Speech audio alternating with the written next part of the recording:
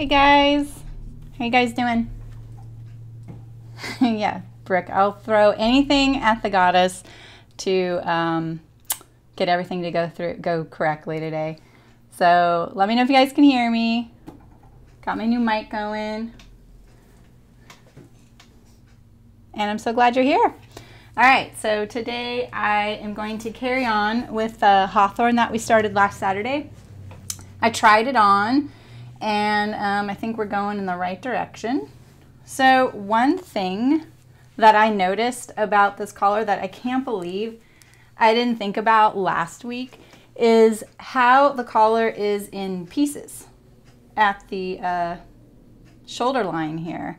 That is so atypical for a collar. Let me see if I can get myself centered there. Is that a little better? So typically you would see a collar drafted all in one piece with no seam here. And the other thing I noticed is that there's no under collar. Good, I'm glad you can hear me. And no top collar. There's just one collar piece, and you cut two. And so one of the things I see when I see this dress in hashtags, so when I'm shopping for a pattern and I want to see how it fits, before I buy it, and same with certain fabrics, I actually go to someplace like Instagram and I put in a hashtag I think will be the hashtag for that garment, like Hawthorne dress or Colette Hawthorne, and I see how it's fitting people. And the one thing I see is this little collar doesn't want to lay flat. It kind of flips up a little bit. And I think mine will too a little bit. And remember, we understitched it. So we probably will get less of that, but everybody does that in those hashtags, and it still flips up a little bit. And the one thing you can do to prevent that as a pattern drafter is make a top collar and an under collar. Even if it's in pieces like this, this is still really weird to me. I can't believe I didn't even think about this. No wonder it was confusing to put together because I kept mistaking them for facing pieces. So one of the ways you make an undercollar different from a top collar is that you make the undercollar slightly smaller only along the perimeter edge here, and you taper it to nothing right here. So I would trim off starting from this point, nothing here, and then trim off about maybe a scant 1/8 of an inch all the way around until I get back to the other front corner right here. And I take that 1/8 of an inch from here, and then I go straight to the point, almost the way my stitching is going. I don't know if you can see my stitching. That's pretty dark there. Maybe it's better over here.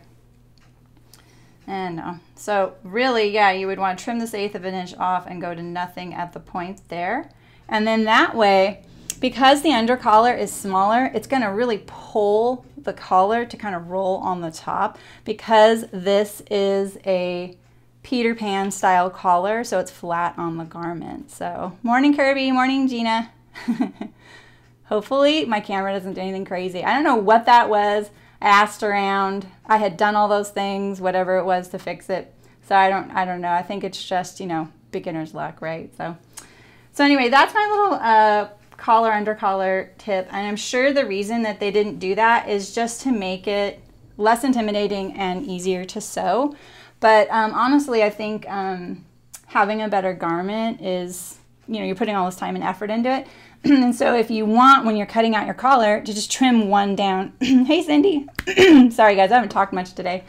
So that is my little tip on that. And I can't believe I didn't think of it. Okay, and the other thing you're going to notice, the only thing I did off camera without you guys was, remember, we're sewing this without a serger, and I'm using French seams on everything. And we're pretending like I don't own a serger, because a lot of people don't, or maybe they don't want to use it on the fabric they're making, is I didn't know what I was going to do with my facing edge here, right?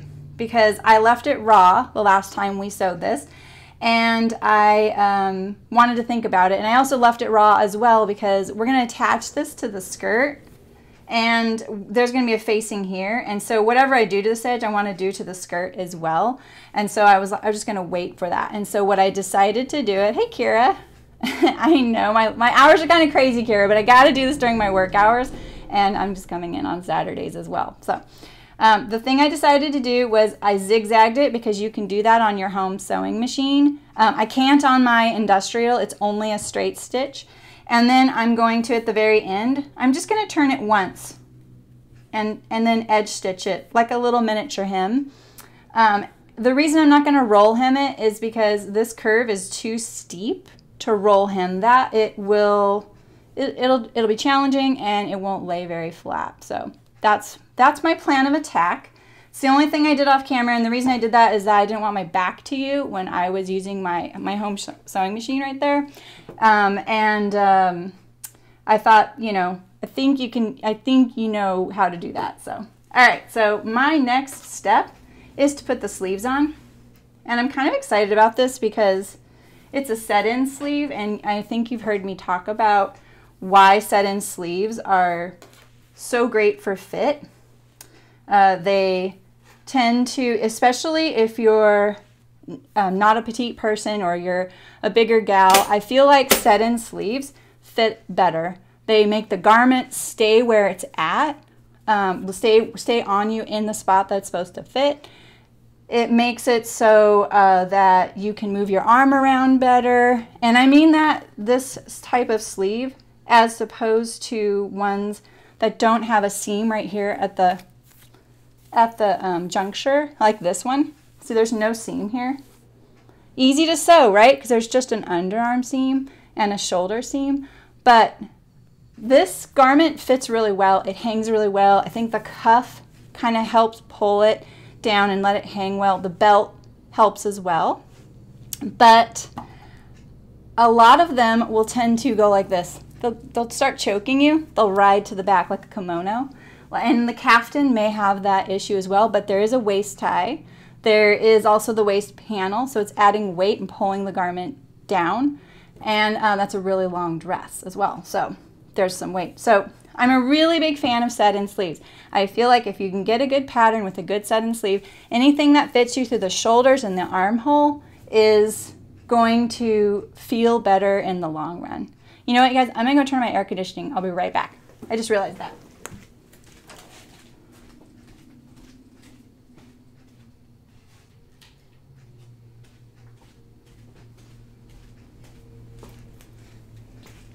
Okay, sorry about that. I live somewhere where it's hotter than Hades half the time. And this room in particular, if you could see how high the ceilings were, I think they're like 10-foot high ceilings. This room, there's no open windows in here. Opening windows here, these are all like fixed. In fact, every window in my shop is fixed. And if I put a fan on, it may create noise on the mic. Hi Kirby, how's it going? We're going to Hogwarts today, right? It's just September 1st. What are you up to, Brooke? No problem. Go drop that yarn off. That sounds fun too, actually, getting out of the house. Okay, so when we sew set-in sleeves, I feel like a lot of patterns don't have them because people tend to have trouble sewing them in, because a sleeve cap on a proper set-in sleeve, this is the sleeve cap, this is your underarm seam, this is your hem. And the sleeve cap, this distance here is typically longer than the armhole it's going to sew into. So a lot of people will complain, this sleeve doesn't fit in this pattern. This pattern's designed poorly. Oh, hi Joaquin. When's he starting his live stream? I want to see. You gotta let me know. I bet maybe I shouldn't encourage that. Yeah, exactly, Kirby. Anything from the trolley? I really wanted to log in today, or tune in today and say, can you all see me? Can you all hear me? You know, Professor Lupin style. So, or not Lupin, I'm sorry. Oh my God, Gilderoy Lockhart. All right, so the set-in sleeve typically has a longer distance here than it does on the armhole, and the reason that is it's a old tailoring technique, especially in suits. It gives you more ease across your bicep, because this is what is called a bifurcated pattern. I have mentioned this to people and friends I know. You're fitting one cylinder to another cylinder, your arm to your torso. So it is a really tricky fitting spot and a tricky sewing thing. Not unlike pants. Pants are the exact same style. Pants are just easier to sew because you're just sewing two sleeves to themselves basically. And this is a little bit different because you need them to move independently of each other. So sometimes people will do the shortcut, and I've done this in the past where I sew the armhole to the sleeve to the armhole before I do the underarm seams. I'm not going to do that on this one. I'm going to do it really classic style. So we're doing French seams, remember. So I'm going to do my 1/4 inch and then my 3/8. And interestingly, what I noticed while I was off camera as well was I was missing these little pieces. I didn't realize that this sleeve is hemmed with some bias. You know how much I love bias. So wrong sides together for our French seam. And this has a 5/8 inch seam. I'm pretty sure. Ooh, does this have 1/2 inch or 5/8? Eek! Fizzing whiz bees. Yeah, that's pretty good actually. All right. Oh, I didn't cut this very good. My armhole's not, or my underarm's not lining up very well. And then typically you would take it to the ironing board, press your seam open, like, you know, press this open. We'll finger press it. It's so hard to see on this dark fabric, I know, guys. And then again, you would iron it along that seam edge there. I'm rushing. I'm sorry. I don't know why I'm rushing. I'll calm down. Yes, exactly. I'm looking at your guys' comments. These are your favorite, Kira? You know, it's funny. I feel like there's 3 seam finishes like this. And French seams always rise to the top. The other kind you can do is flat felled, and there's another one that's a little more obscure. And those two are easier, but the problem with them is that you have to have one seam allowance, like one seam allowance on one side is longer than the other, I'm pretty sure. It's been literally a couple decades since I've sewn one of those. Obviously, not a favorite way to sew. And I'm going to also admit that a serger isn't always that necessary, and neither is doing this much seam finishing. I know, it's not a very popular thought, but it's true. If you look at some of your interior seams on some of your fabrics, they just don't unravel very much, and they actually stay softer, they stay more relaxed inside the garment, and they're less bulky. Okay, so this is my front sleeve because I can see there's 1 notch, 2 notches on the back. Can you see the 2 notches there? And remember, 1 is always front, 2 is always back. That is always the same.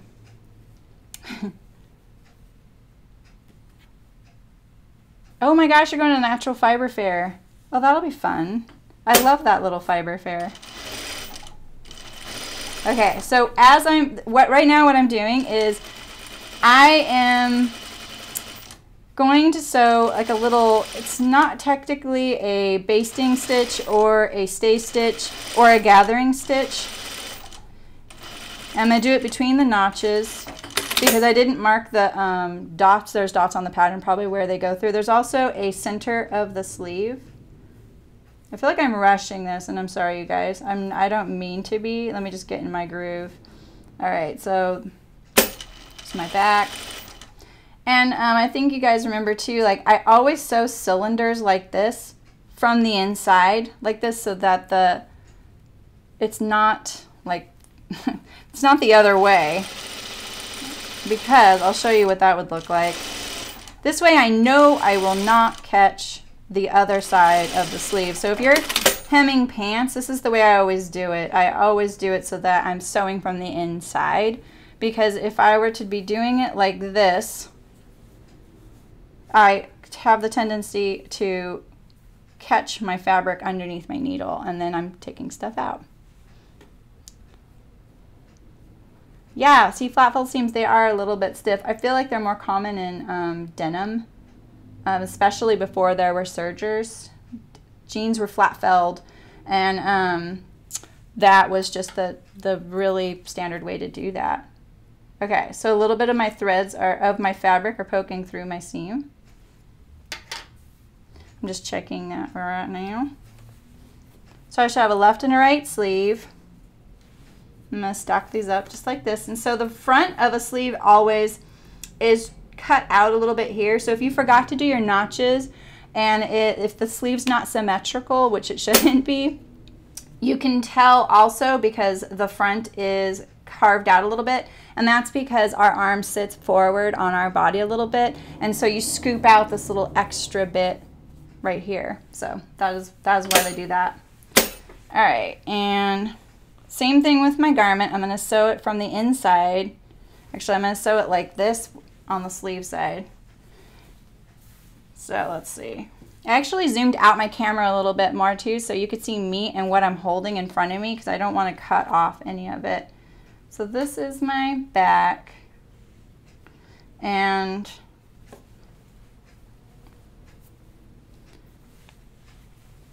I'm going to line up my underseam. You guys want me to pin this? I can pin this.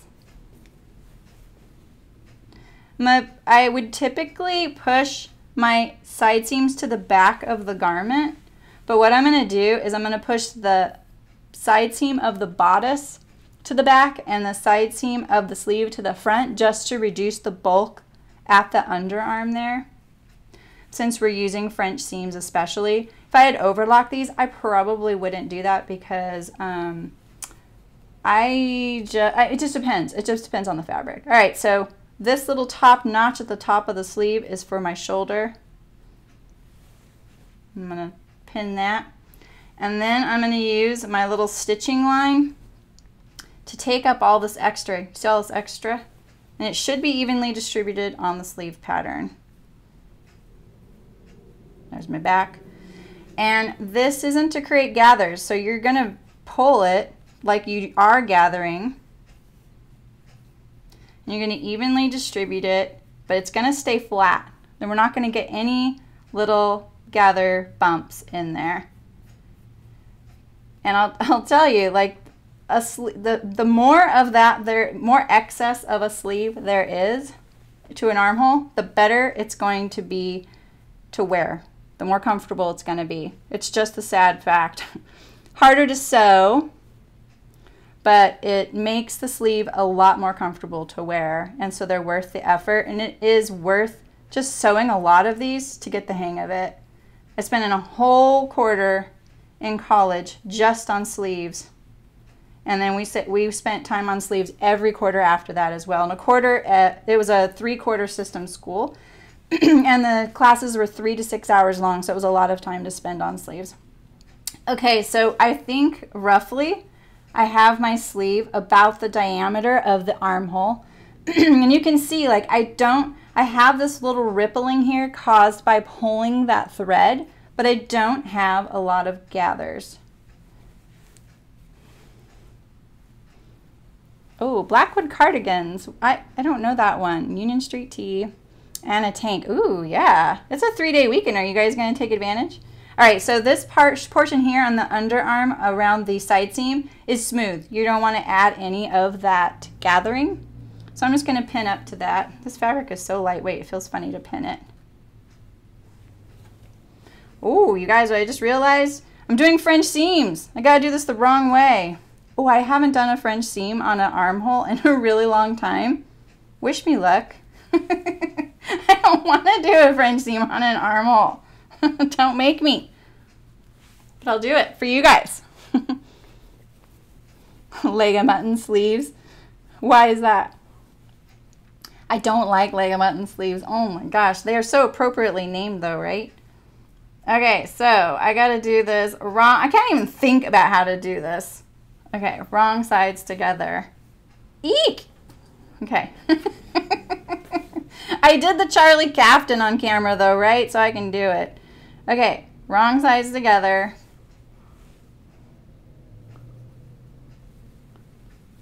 Oh, you're going to the dark side, Kirby. I'm not a quilter. You guys will learn this about me. I am pretty bad at it, and I honestly don't want to get I don't want to get good at it just because there's so many amazing people out there that do it already. I am happy to not become an expert in quilting. My grandmother was an amazing quilter. Okay, I'm gonna be honest with you. Doing a French seam with a set-in sleeve with the extra fabric is gonna be tricky. But our first pass through of the French seam can have little bumps and bruises in it because it is not our final seam for the French seam. Does that make sense? Because our first pass through will just be to get the first seam done. All right.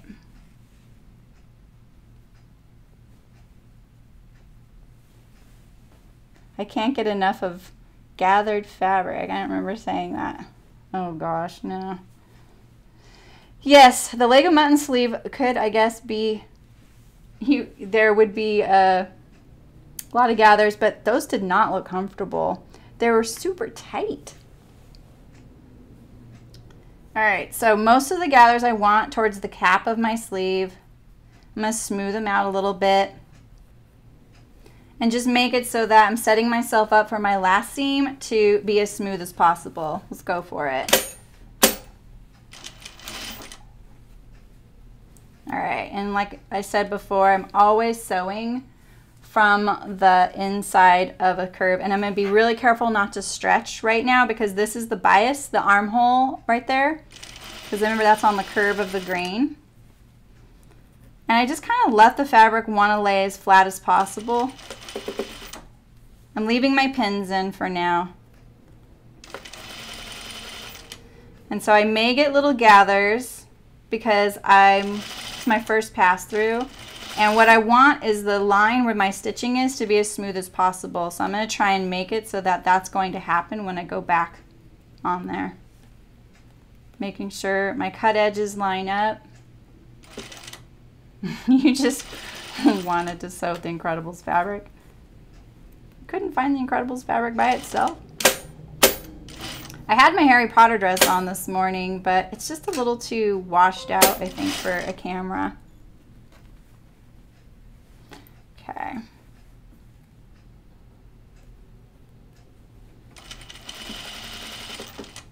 Okay, guys.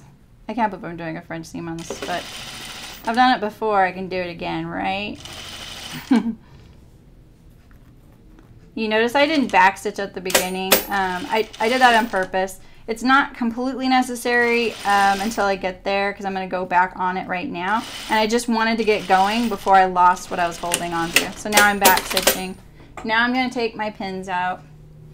I also didn't take my pins out just so you could see, like, you can just leave them in so your hands can hold your fabric as much as possible. I know my machine has the advantage of I don't have to take off my hands off the fabric to raise and lift the presser foot, so I'm just trying to give you as many tools as possible. All right, so now I'm going to flip it to this side. Actually, I'm going to make sure I can't trim anything just to make sure, like, see all these little threads hanging out of the fabric? I'm going to get rid of those right now because remember we talked also about if you know you're not going to sew something for a little while, it's best to not cut it out until right before because this kind of thing can happen. And I did cut this out, you know, like a week and a half ago, I think. So it has been sitting long enough to acquire some threads and it's been handled.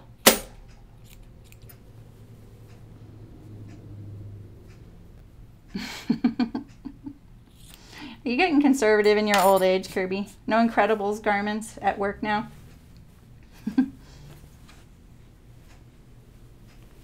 Okay, so I'm going to push my sleeve to the inside of the garment. We're going to continue on. I'm going to try not to pin this. I'm going to feel the ridge of my first pass through. And see, you'll notice a lot of times what I do is I get the very first like 1/4 inch of my seam set up under the needle, and then I spend time fussing with it because the machine is super secure and it's going to stay there. And then I know once I have it where I want it, I can start sewing again. Okay. There's my gathering stitch. I want to be careful not to stitch on that. Mainly because I probably will pull it out afterward, and if I don't want it to show on the outside. So I know if I'm stitching on that, it's going to show on the outside. So far so good. I'm not sewing any tucks. I feel like I'm going to sew my fabric underneath though, which feels really weird. Making sure my edge of my French seam is right on the edge, just like that. You could have ironed this to begin with.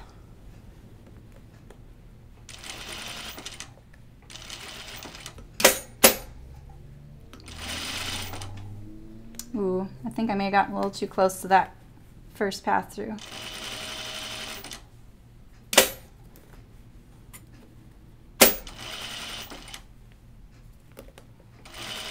And I'm kind of smoothing it out as I go.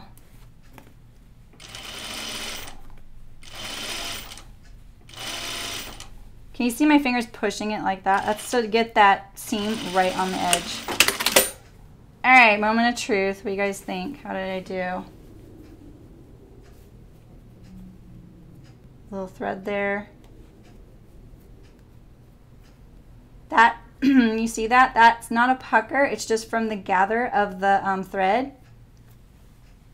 Okay, and so here is the kicker. So when you push your seam to the sleeve, can you see that you get this natural little bump on the sleeve? That is what you're looking for. That you want that little rise, like this little nice curve. That's to give you the fit and the ease in your bicep so you can lift your sleeve up easily. All right, I feel like that turned out pretty good. So I'm going to take out the gathering stitch, and mainly I'm going to do that so that the fabric relaxes even further. And it should be really easy, just like that. And I'm going to try and find a piece of the, oh yeah, here's it. It always shows through a little bit. Now I can get the other one. Now it's gone. There you go. Now I know that when I go to iron this, look how smooth that is. Hubba hubba. All right. Okay, so let's do our other one. Bunch of muggles. Oh, work is enforcing conservative wear. I'm sorry, I shouldn't laugh. Okay. All right, so I'm going to do my gathers. I always slide them all the way over there because that way I can always pull them off. I always gather from both sides. Don't just pull from one side, because what will happen is this little thread will end up pulling through and pulling out your gathering stitch, or pulling all the way, depending on the fabric, it can pull all the way out, and then you have to start over again. Something this short, that's not such a tragedy, but something like on a skirt, when you're doing all the way around a waist, that's made me really frustrated before, especially if it were fabric like moire taffeta. You know, those years I was sewing my friends' prom dresses in high school. What was I thinking? Okay. All right, wrong sides together, right? Correct? This is so counter, I know. So counter. Where's my other one? Here we go. Wrong sides together.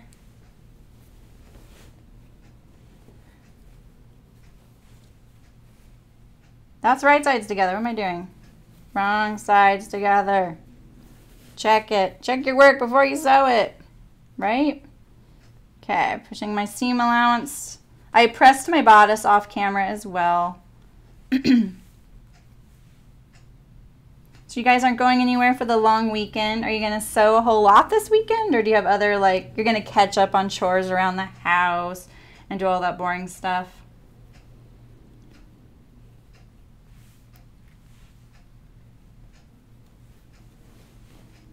Okay, so I always anchor my notch points first. Get them to lay as relaxed as possible right there. And now I know I can go forward. And then I always pin on a sleeve. I find all three notch points, the cap, and then the front and the back markings, and I pin those first, and the underarm. So those are like my 4 points that I know I have to get my gathers between. That's what I need to that's my goal, right? So now I know this is my goal, and it looks like it's there. It looks really wrinkly, but it's just not. Like, if you look at where the stitch line is, it's still smooth. There are no gathers in there. It is just on either side of it. It's just this magical thing to do. And a lot of people skip putting this stitch in because they think, oh, I can sew this. I can get this in there. I don't even skip this. There's just no way. If you can get the sleeve in there without the gathering stitch, there are ways to do that. That's totally fine. But mostly it's probably because there's not enough ease in the sleeve. Maybe easier to sew, but it won't fit as nice. And I'm not kidding, I do see that a lot. Like, I've actually bought patterns when I see people complain about the sleeve not fitting the armhole. I think, oh, that sleeve's probably going to fit me really well. All right, our next front seam. 1/4 inch seam allowance on this one. Oh, my little head of my pin came off. You know, that pin was always fishy. It was the only orange one in the bunch. Okay. Can you see that very well? It's a little, see, if I put the light any closer, it really blows out the rest of the machine. I have 2 other lights, but I feel like this is enough, you know? So, yeah, Kirby, I need to do that too. I did take the sheets off the bed, and because I did that, my husband picked them up and put them in the washing machine. I was like, oh, cool. That's underway. It's like my favorite thing in the world to sleep in bed with new sheets on it. It's not my favorite thing in the world, but it's one of my favorite house things. Okay, I'm making sure underneath is nice and smooth, that I'm not getting it, because it feels really bulky. And it's mainly because of the other French seam at the shoulder that I was feeling, and I was worried that it was a wrinkle of fabric. I'm going to pull this pin out and make it relax a little bit more. I'm actually going to pull on the thread a little bit. Where is it? Here it is.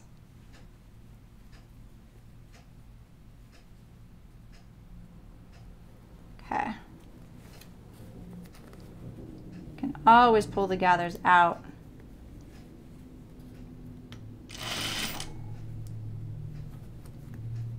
So I'm pulling this with my fingertips to get the cut edges lined up one on top of the other. That's what I'm doing when I'm doing that. It also makes it a little smoother.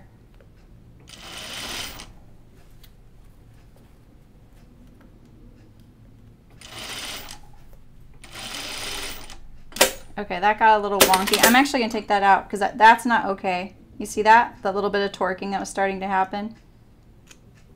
There we go.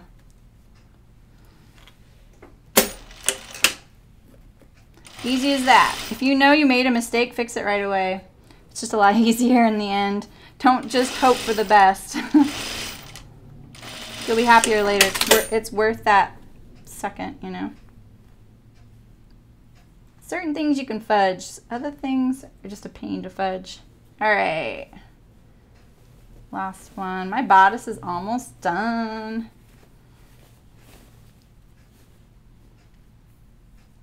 So if some of you didn't catch what I decided to do on the facing here, because remember I decided that I would sew this completely without the serger, and I'm doing the French seams, but that left a raw edge on my facing. I don't usually use interfacing, and I usually do serge that edge though, because it's the flattest you can make it.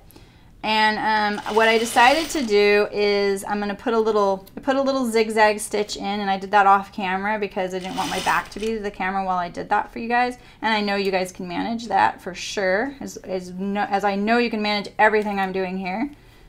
And I'm going to just turn it under a scant 1/4 inch and edge stitch it or top stitch it down, so that it's kind of like a rolled hem, but not. A rolled hem would be folding it twice,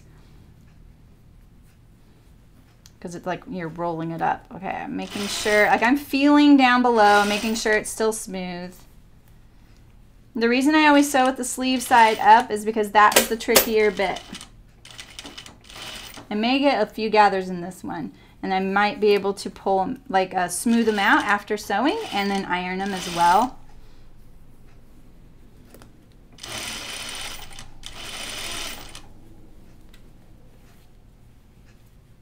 Ooh, taking Tuesday off too. I'm not even taking Monday off, and I'm here today. But it's that time of year for me. All right, I didn't meet my first seam very well, but I started that too far away, so I'm going to pull it out right now. I don't like it. And I don't know if what kind of seam ripper you guys use. I love the little blue one. A lot of people use that. And I worked at a alteration shop, and that's one of the worst sewing experiences I've ever had. But I learned a lot, and one of the things she taught me was how to hold a seam ripper, no matter the size. And when I use those little tiny blue ones, I put the cap on the end so it's longer. And you hold it like this so that you have complete control with your thumb to pull out your stitches and to hold your work and everything. This way you don't accidentally cut your fabric. And when she made me change the way I hold this seam ripper. Didn't matter if I had my preferential way to do it. I had to do it her way. One of the many lovely things about working for that woman. And it kind of stuck. I actually did become more accurate, more comfortable. I felt like faster at seam ripping when I used it that way. So sometimes you just gotta take what you can from those situations. All right, let's look at this. This is the one I just did. I don't even remember, you guys. Oh, I know how to tell. This is it, because my gathering stitch is still in there. I have some little threads poking through, because I think I forgot to trim this one before we started. I will clean this up better before I'm completely done. I just don't want to make you suffer through watching me be really tedious on those little edges. But I think that's going to work out. When I push the seam allowance, I can see that, yeah, there's some fullness there, but there's no puckers. So I'm going to pull out that gathering stitch. And hopefully I did it on the correct side. Oh, I think I did it on the other side. I'm actually going to leave it, because right now if I try and pull this, it's going to tighten it up, because I pulled from the top side, not the bottom side, so that's fine. So I don't know if you've ever noticed that when you're pulling your threads for a gathering stitch, you need to pull from each end on the same side of the garment, the pattern piece, and that's because if you pull the top on one end and then the bobbin on the other, they'll lock up, because that's what is essentially how you create a lock stitch, and that's how our machines work.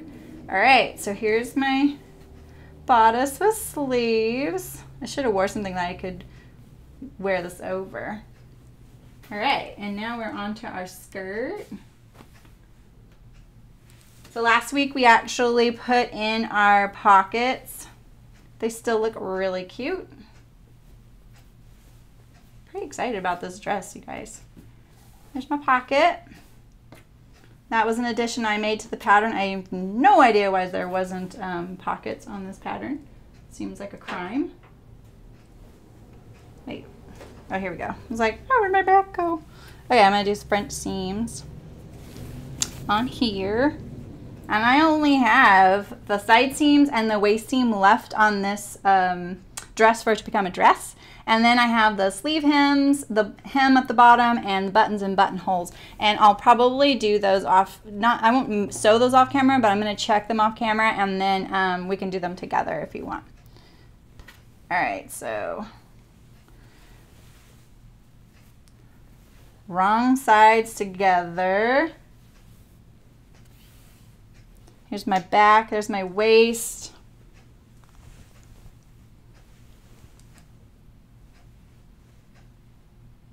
Just like that. And then we did a French seam around the perimeter of our pocket. So that's all encased as well. You guys are actually making me sew nicer. Not so quick and dirty.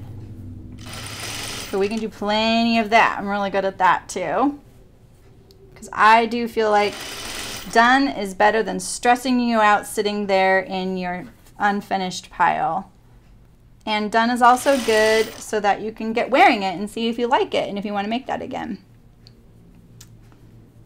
So because it's a long seam and it could tend to stretch out because it is slightly on the bias, because that's not where the straight grain is on the side seam, I'm going to, I hold the end where my hem is, so I know where to go, and I kind of make sure the fabric's relaxing, and then that's when I start going again. I wish those cut edges were lining up better. There we go.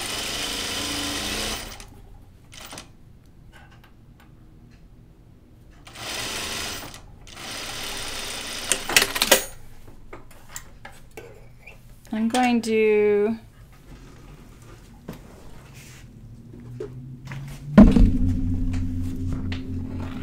trim these just like this.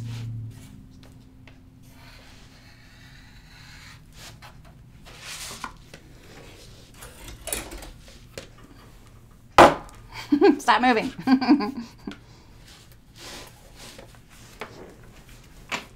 I don't typically cut at my sewing machine, but this has actually been really handy to do.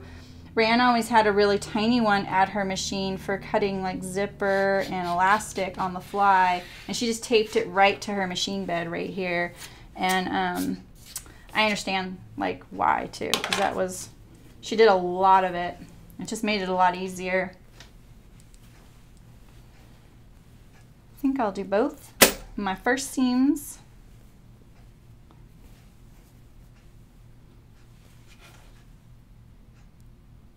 Trim them both, and then I'll get rid of my pad. Do you guys use the little rotary knife? Do you guys use rotary knives to cut things out? Because I do. That's all I use.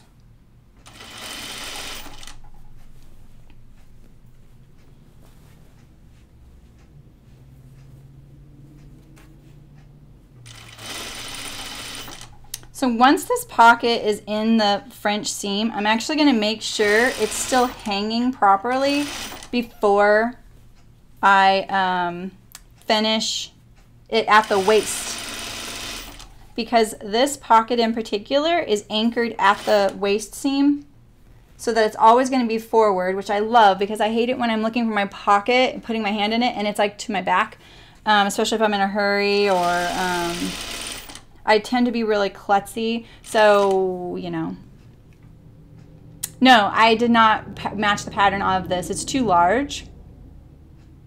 But sometimes I do, truth talk, I do worry that a print like this, because I'm really busty and that's my self-conscious area, is I don't want to accentuate that. Like, I don't want two flowers right here, right? So that is one thing I will look at.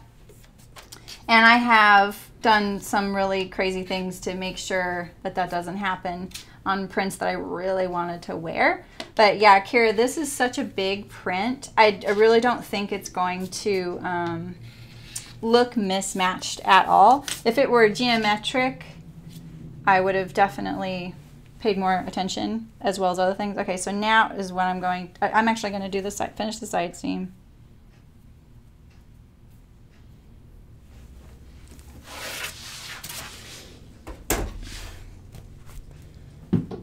I actually have professional pattern weights, but I love those old irons better. The handle's easier to get my hand into, and they're heavier. They're also really flat, and they don't slide. I love them. They're actually kind of expensive too, but if you were to buy professional weights, like Garment Industry ones, they are about the same price. And so my mom will find those in antique stores sometimes and tell me about them. I have enough of them now. And sometimes people will like tag me, like they've seen them and they think I collect them. I don't. I just like them better. They just work better. Okay, so here's my pocket seam. Be real careful that I get it all in there, because sometimes, you know, with the bulk, it's going to want to sit closer to the edge of your sewing, and you don't want it to do that. I'm also trying not to get any torquing. So as much as I'm like forcing this to be right on the edge, I'm also trying to make sure that it's relaxed, that I don't get any torquing. And torquing is when you see the diagonal lines on fabric. I'm sure I'll get some and I can show you what they look like. It's just something to watch for. It's not the end of the world in this case, but it can be in other instances, like around a neck hem. You see it with t-shirt hems when they roll under the edge, or the monetta is a really good example of that. Because you're folding the hem over and top stitching it down or cover stitching it, it will torque. sometimes. And that's because, I say this all the time, that the cut edge of the neckline is shorter than this where you're sewing it to. So, and I've illustrated this before, and so I will be repetitive like that, because those kinds of principles are really, really important, and they're really fundamental to getting things to lay correctly, sew correctly, and they are really subtle things that sometimes just don't click for a long time. They didn't click for me for a long time. I've been sewing since I was a sophomore in high school, and I didn't want to learn how to sew. I fought it. It was the last elective available to me in that time slot. The first time I was such a punk when they put me in that sewing class. The first day I was like, oh, don't take my name down. I'm not staying in here. This is a girls' class. I actually said that. I know, it's 14, you know. So, and I got out of it that year, and then that was like one semester, and then the next semester I think I couldn't get out of it. Like, there's just nothing else, and I ended up loving it. Not the sewing per se, like I like that part, it was the pattern part of it. I loved the pattern, like reading the patterns and looking at the cut pieces, and the fact that it's basically engineering, and I don't think I knew engineering or what it was. You know, this was the 80s, and as liberated as we think women have been for a really long time, and even in the 80s, it wasn't like that at all. We still had full-on home ec, and you know, which was awesome, and they don't even have that anymore in most schools. I definitely was called a dumb blonde by my Spanish teacher, you know, very comfortably, you know, like that was very rampant still. And so when they had the like career people coming through the school and the counselors telling you what you should do, no one told me I should be an engineer, and I should have been. Like, that would have really made my heart sing. I have a really good spatial sense. I love putting things together. And instead I thought, oh, it's fashion. That's what I'm supposed to do. I'm actually not that into fashion per se. I just like putting things together. And that's how I got into it. And I learned a lot in high school. But it wasn't until I was in my mid-20s that I really fell in love with some of the techniques of sewing, because I went to work at a fabric store in Humboldt County. And the owner there was really into it. She was really into sewing and doing things the proper way. And I don't mean a perfectionist. She was, but it wasn't that. It was more like she liked the old school techniques, and she liked if you were going to be if you were going to do a peasant blouse, you're going to use the folk wear pattern to make the peasant blouse, because that's the most accurate historically you could get. And so I kind of geeked out on that. All right, so you see, can you see ever so slightly I'm getting this little bit of a buckle right there? Kind of this is what's buckling. It's punching it like this. So what I'm going to do, I'm going to release that, because, and I can see it too, my stitching right here to anchor that down is pulling. You don't want that, because when it's on your body and you're wearing it, that means the pocket's going to stick out a little bit somewhere, you know? I know you know what I'm talking about. When you have like one side, your pocket's beautiful, and the other side, not so much. This is it. This is your opportunity. I keep feeling this bulk under here. Oh, it's just folded. Okay. I'm a little nervous there. Okay. Like, I also I'm not sure what's going on here. I can't tell if this is if what's going on right here. I'm going to look at that further too. So I'm just going to make sure this is all relaxed right now. And you see, look, see how that's not lining up as much? That's why. If I had lined this up to that edge, then it's going to buckle. So now I'm going to anchor it down in its relaxed Zen state of pocketness, because that's all pockets should be, is Zen. Okay, I don't like that when I do this, this lays flat and this doesn't. That is fine. It is my hip. I understand my hip goes there, but you don't want it to poke out. And because I have a little fold there, I'm thinking it just got like stretched a little bit right there with the fold. And I'm going to look at my seam and see if maybe I have a little bump. And I kind of do. You see that little bump right there? And you see how this is coming like that right there? That's what it is. And because you're here with me, I'm gonna be nerdy about that. because this is the types of things that make your garment not look that great, and then we're unhappy with it. Oh, what'd you write, Kara? Yeah, exactly. Oh, that's awesome. See, your students are aware of those opportunities. You know what I mean? Yeah, and it is more open. I don't feel like the industry embraces women like many don't, but they're trying, you know. So okay. And remember I said that because the pocket's bulky, it's going to want to fight me a little bit. And so this is a good way to do it. I can go to the inside of the garment and make sure it's all laying flat. It's a little buckly here, and that's just because we did a French seam on a curve, on a bias curve. And that'll kind of work itself out eventually. So I'm going to smooth this out now.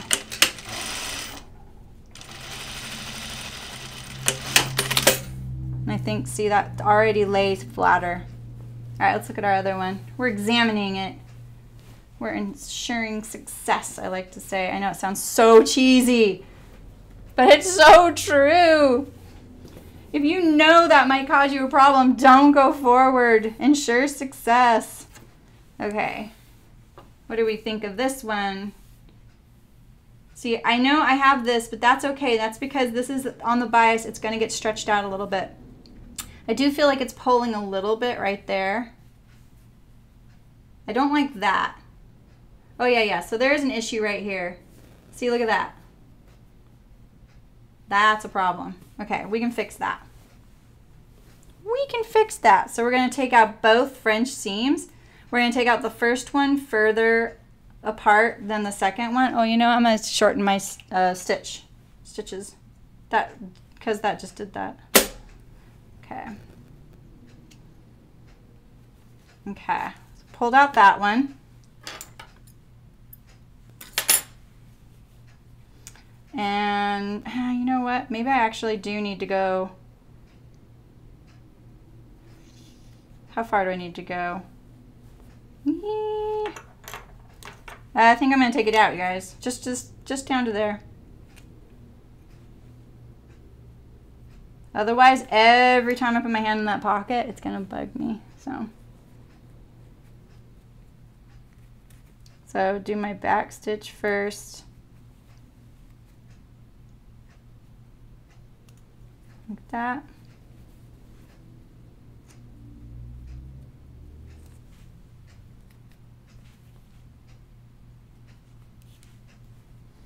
Okay, now let's look at the other side. What's going on here? So when I tacked my pocket down, that's where I went wrong. That's where I went wrong. Yeah, so let's fix that right there. It just got caught, that's all.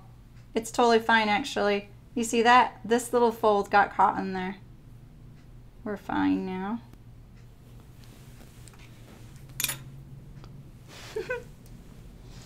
Okay. Yeah. Glad we caught that, actually, because that would have been kind of annoying. And once I had the bodice on, I'm not going to want to go back and fix that. We're back on track.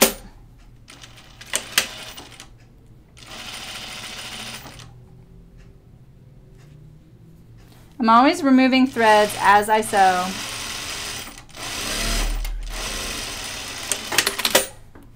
Let's see, did I really fix it? Yeah, that's so much better. I can tell already. All right, and let's see if my waist is still buckling right here.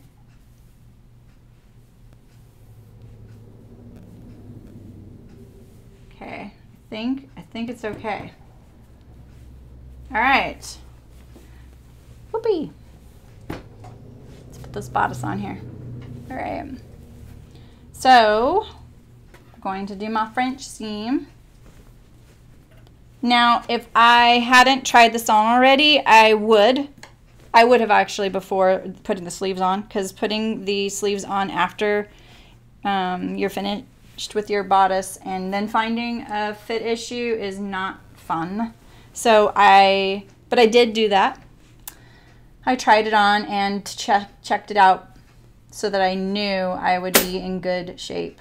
Oh, you know, I forgot that this facing is actually attached to the skirt. So I'm actually going to do my understitch on this placket because I waited so I could do a continuous understitch on the placket of the skirt, but it doesn't have a attached placket.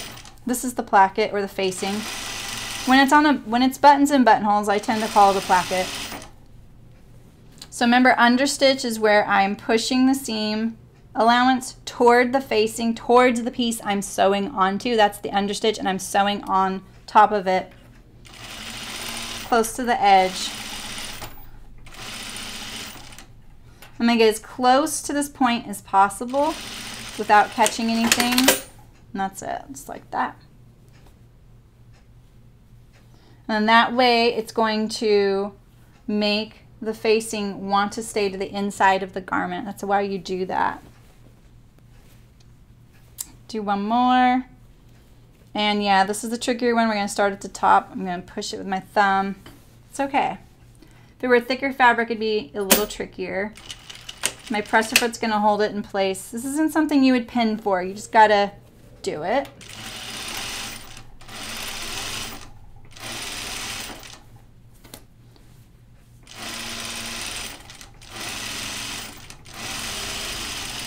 No need to back tack that. It just adds bulk, and some machines add a lot of extra thread in a back tack like mine.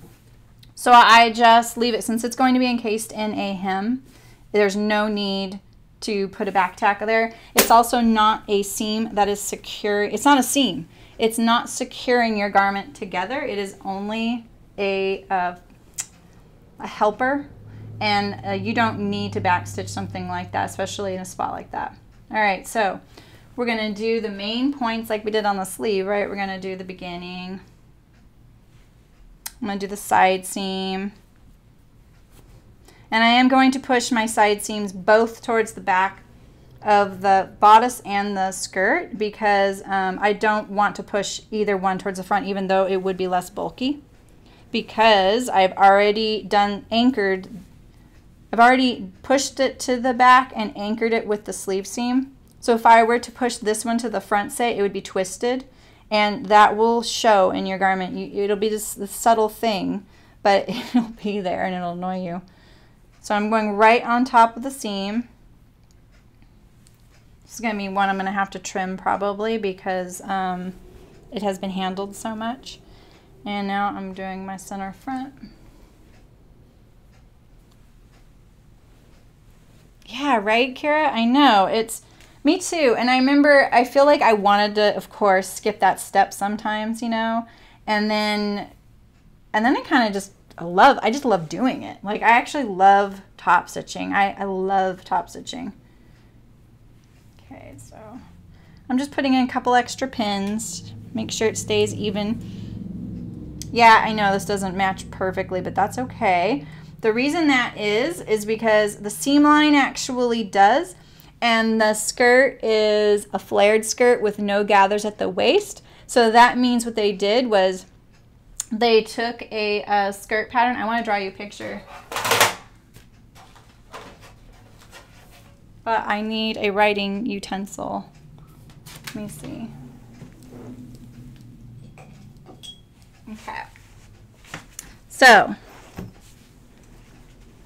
really popular skirt techniques to add fullness to the bottom and flare, but with no gathers at the top.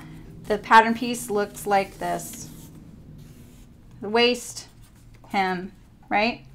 But it started out as a pattern piece more like this.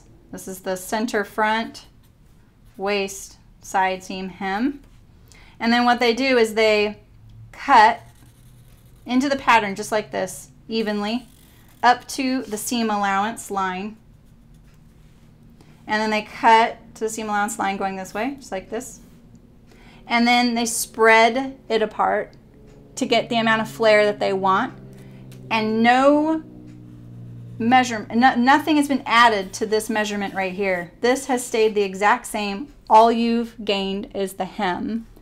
And that is like circle skirts. The skirts that spin and go up, you know, like in square dancing, that would be an exaggerated version of that. Little girls love them. I've made plenty of circle skirts for plenty of little girls. They're really fun. And this is not drastic like that. It's more like this is the back. That looks a lot like the back pattern piece. And so I know that my bodice is more straight. But this measurement right here is the same measurement as right here. It's just because this is on a curve and there's a little bit of weight that's what it does that for. And that is how you would make that kind of skirt too. Slash and spread, that's what they call it. Is that kind of stuff really boring for you guys? You're like, get on with the sewing.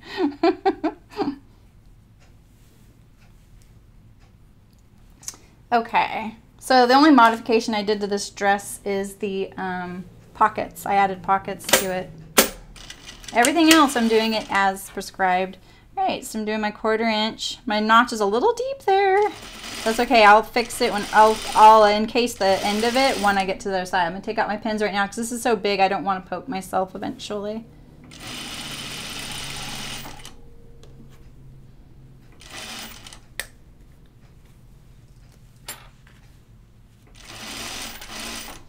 So I never know really how to explain this, but what I'm going to use as my guide for my edge is the one that's the closest to the presser foot. So you see, like, say I didn't line this up properly, right? And I'm doing this, or I had to do it that way, right? Like maybe this side had a notch in it that's so deep you actually have to lower your seam line a little bit to make sure the notch doesn't show through your seam line, right?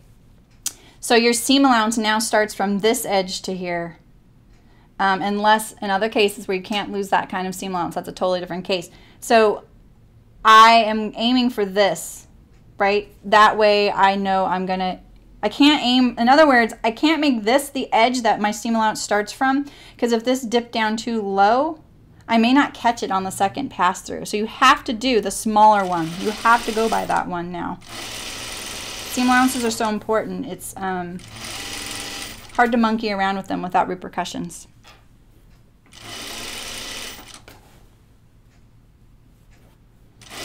Darts always press towards the center of the garment. So on the back, they press towards the center back, and on the front, they press towards the center front. It feels really, that always felt really backwards to me, but there is a reason for it. It just looks nicer, it hangs nicer, and it makes more sense from the outside rather than the inside. It's just one of those weird things.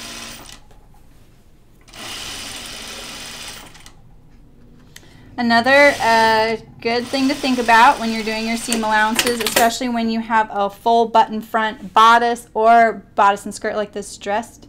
I didn't call you a little girl. I said you're getting old. What do you mean I called you a little girl? Oh, no. I'm actually thinking of my little niece, Ella.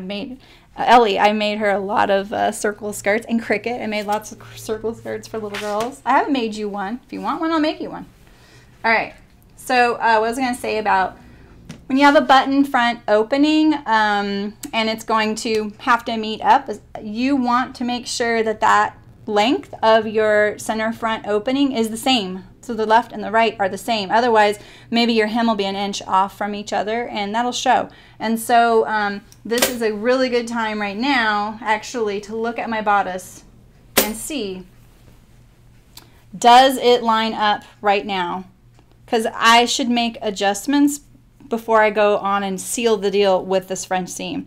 So I'm going to line up my center front like that, and look at my waist seam. Just like that.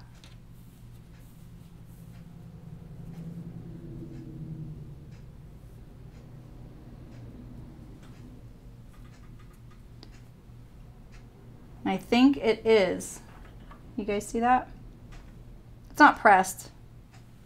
I feel like this one's a tad longer, so I'm gonna like just do a tiny bit less, or a tiny bit bigger of a seam to make it a little shorter.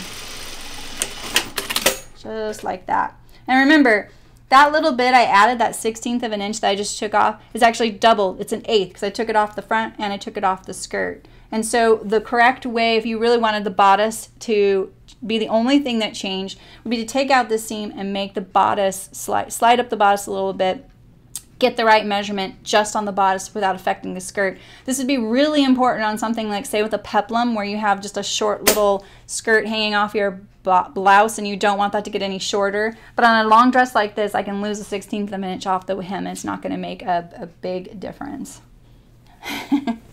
Yeah, Kirby.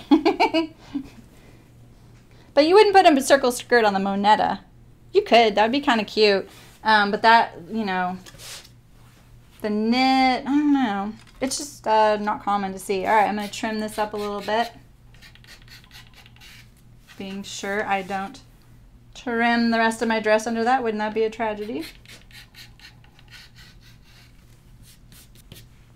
I'm going to trim this a little bit more. This is the bulkier area with my dart, so it kind of pushed away from my seam.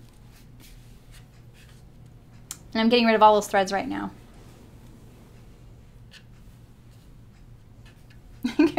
Kirby, why'd you say no?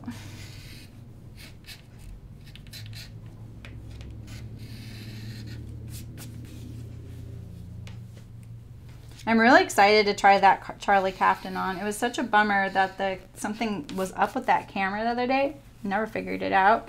I was so excited to sew that Charlie Caftan, and then it went really good. Like that waist panel, I'm not gonna lie, you guys. I was like, oh crap, that looks intimidating. I know I can sew that, but can I get it right the first time? Okay, so that's my original seam. And I got to make sure I didn't trim closer to, like, I didn't use that as the seam lump. Because remember, this is a French seam. I'm going to encase that in a second. And it was just my tack. Like, I just tacked something together there, the pocket, to keep it in place. That's all that was. It's not functional beyond that. And the pattern wouldn't have had that on there to begin with.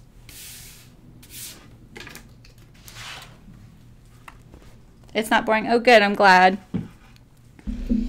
So, I know there's like only 6 of you here, so I can't really get like a good feel for what everybody would want, but I feel like I could probably do a whole stream just on pattern drafting and little things like how to add a facing or a collar or pockets or things like that, and I'm open to that. I admit it makes me a little nervous because I'd have to set up my cameras a little bit differently. It's possible though, and I think that that's what people really want in the world, is they really want more pattern advice, because everyone's trying to fit themselves with these patterns. And maybe we can move into fitting and what people call full bust adjustment, which that's kind of like a newish term, not something I've done, but no problem. Okay, doing our French seam. This is probably a good one to iron. I know I should.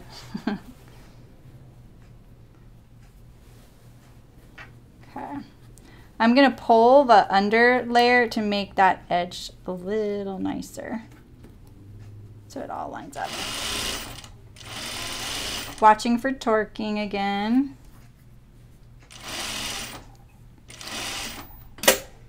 That is my pocket. But when I get to my waist seam here, I'm actually going to be a little fussier because I want my waist seam to line up. And with the French seam, it's like kind of a double thing. So I'm going to feel where this seam is on top of the other one and try and get it to stack right on top of itself. And I can actually use a pin to indicate where it's at. That will help. I don't think that that is a flaw in a garment if that seam doesn't, you know, line up. I would have been marked down for it, you know, along the line in the years of doing things, but hey, this is your garment. You're sewing it. You're wearing it.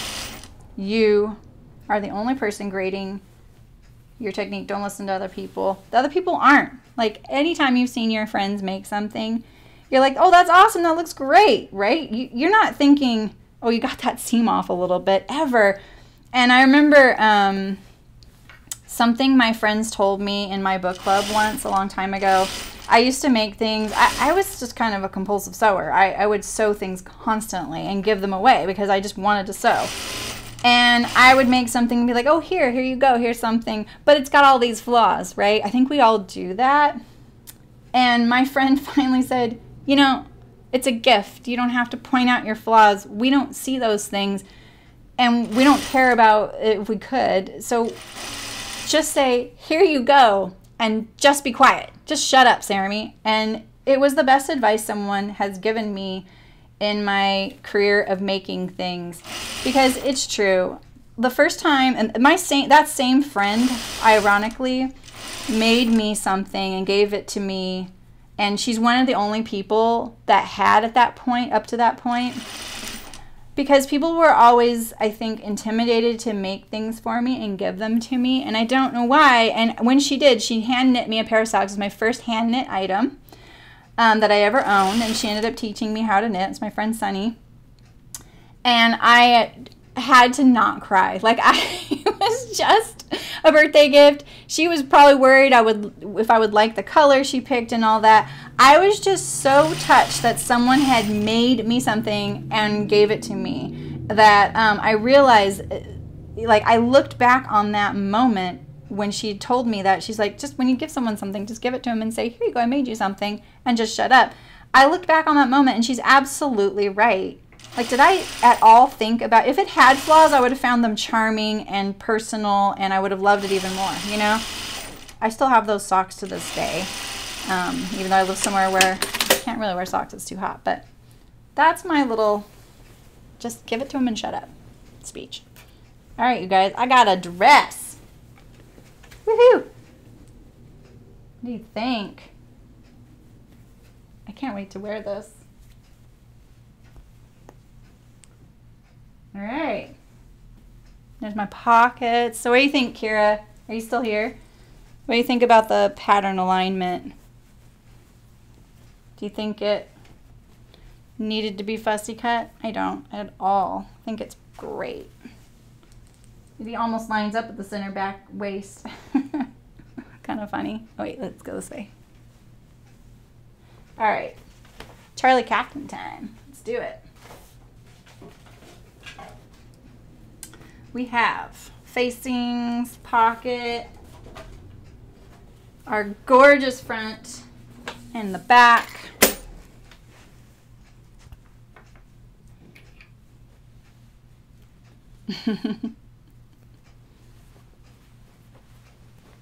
Okay.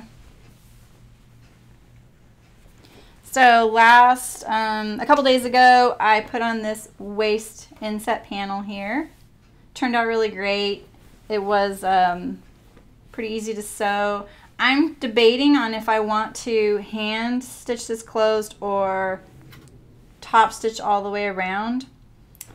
Usually I would never, ever, ever, ever, ever hand sew. I hate it. But I also gravitate towards always machine stitching. I like it. But I'm going to hand stitch this, you guys. I'm pretty sure I'm going to do that. I'm going to hand stitch that shut just like that. And then it's done. And I'm pretty happy with that. So looks really good on this side. And it's so little hand sewing. And here's the tie. So, all right. So next I'm going to put the shoulder seams of this together, and then we're going to do the neck facing. Oh, I'm glad, Janice. Nice to see you. Okay, so here's my back. We're on this French seam kick right now. We're all about those French seams. This dress is so heavy, you guys. It keeps sliding off my work table. So I'm going to kind of drape it onto my lap so that the weight is being taken up with that. And I'm going to do my shoulder seams.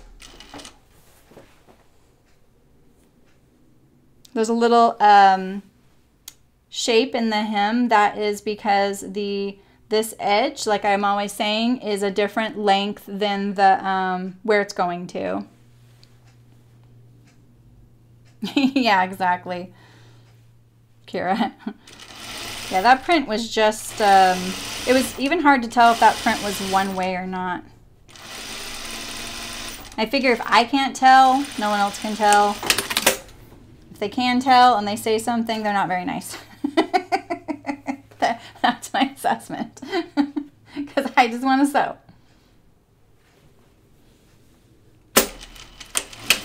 Okay, 1/4 inch. I feel like if one of these is 5/8 and one is 1/2 inch, they're all getting the same seam treatment from me right now. I probably should have made sure they aren't. Why is that a little different? I'm gonna like make that length work. There we go. When I went to cut this out, it was really confusing. That was the only hiccup I have had with this pattern.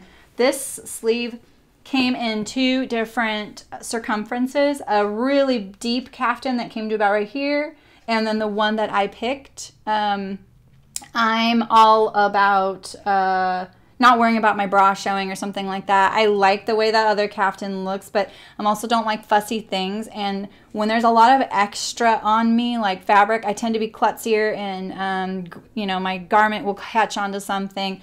It's already kind of a bummer, like just wearing some of the things I wear to work. My table edge that I cut things at is rough and it can snag things, and so I've had to stop wearing my hand knit sweaters to work because they were getting all rough around my waist. And garments tend to not do that as badly. So I opted for the smaller armhole, but figuring that cutting out, I actually had to text a friend and say, have you cut this out before? What am I missing here? And it was really that I just was mistaking one of the lines for something else. And I realized it, and then I realized what was happening, that there were 2 different circumferences, and I just needed to commit to one. So that, I will say that if you guys sew this, that where you cut the sleeve out is a little confusing. Okay.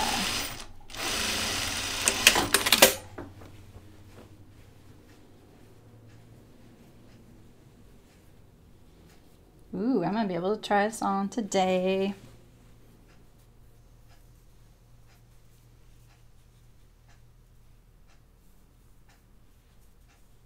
Such a bummer that that camera thing happened on this one, because this is also part of my Needle Sharp subscription box, and I was pretty excited that I would have like a sew through of a subscription box, you know. But I'm gonna sew the Charlie Caftan again. I bought some white fabric with a black yarn dyed flecks in it. I'm not describing that really well. It looks like a Guatemalan or an ikat. I think it's I think it's part of Luminous, but I don't quote me on that. I posted a picture on Instagram. I bought it yesterday. It's in the laundry right now. And I'm just going to sew that off stream, but on camera, and then post it as a one complete video. And that way people can pause it, rewind it, whatever they want, and not, you know, have to worry about the camera thing. And I can just go through it a little quicker without me yammering on all the time. Okay, so now we have our facing, and I opted to do interfacing on the rayon as well. I'm not using the one that came in the Needle Sharp box because it's fusible, and I'm not a big fan of fusible. You can totally use it. It's just not my cup of tea. So if you were using fusible, you would iron this to the fabric first, and that does keep it nice, you know, in place. What I'm going to do is, because interfacing is kind of grabby and tacky meaning it grabs to the fabric, I'm just going to lay it on there and it kind of stays there, and I'm just going to see where the interfacing wants to be, because sometimes the interfacing is a lot easier to cut out than the fabric itself, especially rayon. And so you just got to make sure you get it lined up, because you wouldn't want to just line up the edge of the interfacing to it, otherwise you might get a buckle or a bubble, something like that, if you weren't ironing it on. If you were ironing it on, you could just trim all this excess off, right? So, okay. And this facing is actually top stitched to the garment around about 1 inch from the edge, like this. So I'm actually going to see when I get there like what that means, because I think then I don't have to worry about finishing the edge. All right, so I'm not going to do French seams on a facing. There's no point to it, because the raw edge will be completely enclosed in the seam. And I did not line that up very well right there. And I did a whole video on lining up your seams, and it's because my facing is cut a little different width than the other one. So I'm going to trim that since it is a facing, not a structural piece as far as fit goes.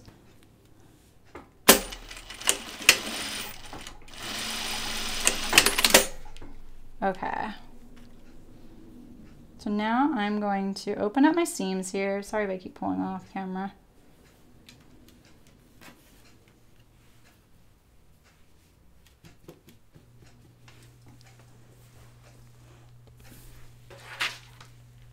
I'm going to trim this now because I know it's going to be sewn flat to the garment. I really want to set this up properly. So I'm going to pin this to the perimeter like this. I really want to make sure that this facing is relaxed. I'm not going to get any buckles or anything like that in there. Yeah, exactly, Kira. Yeah, I feel like that does tend to happen. I feel like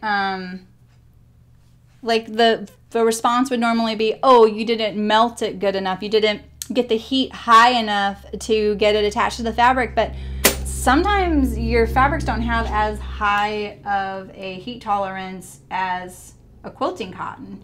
And so you wouldn't want to just keep melting glue to it as high as you can, right? Like there's got to be a point where that's not good.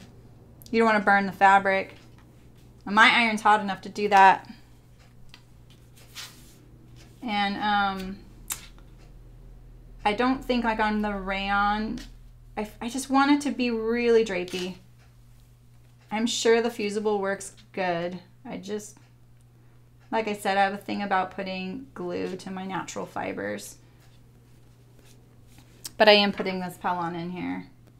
It's a little bit hypocritical. But I haven't used Pellon or interfacing. It's like Pellon's a brand name for interfacing. I haven't used it in a long time.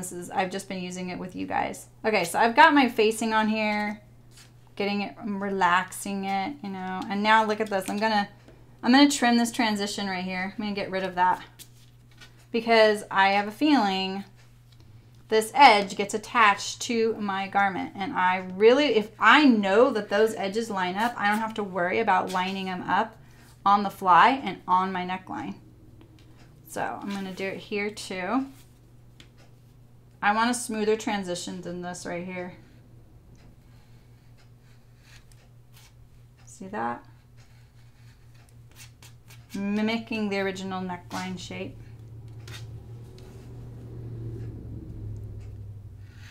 Yeah, that fabric store I worked where I kind of got the spark to sew, she didn't even sell fusible interfacing. She had the most amazing assortment of interfacings that I've ever seen. And because they were more geared towards tailoring. You know, she had millinery things. I had never seen millinery. This was a long time ago. Now you can find that stuff. People are, you know, you got the internet too. We didn't even have the internet then. Yes, I'm that old.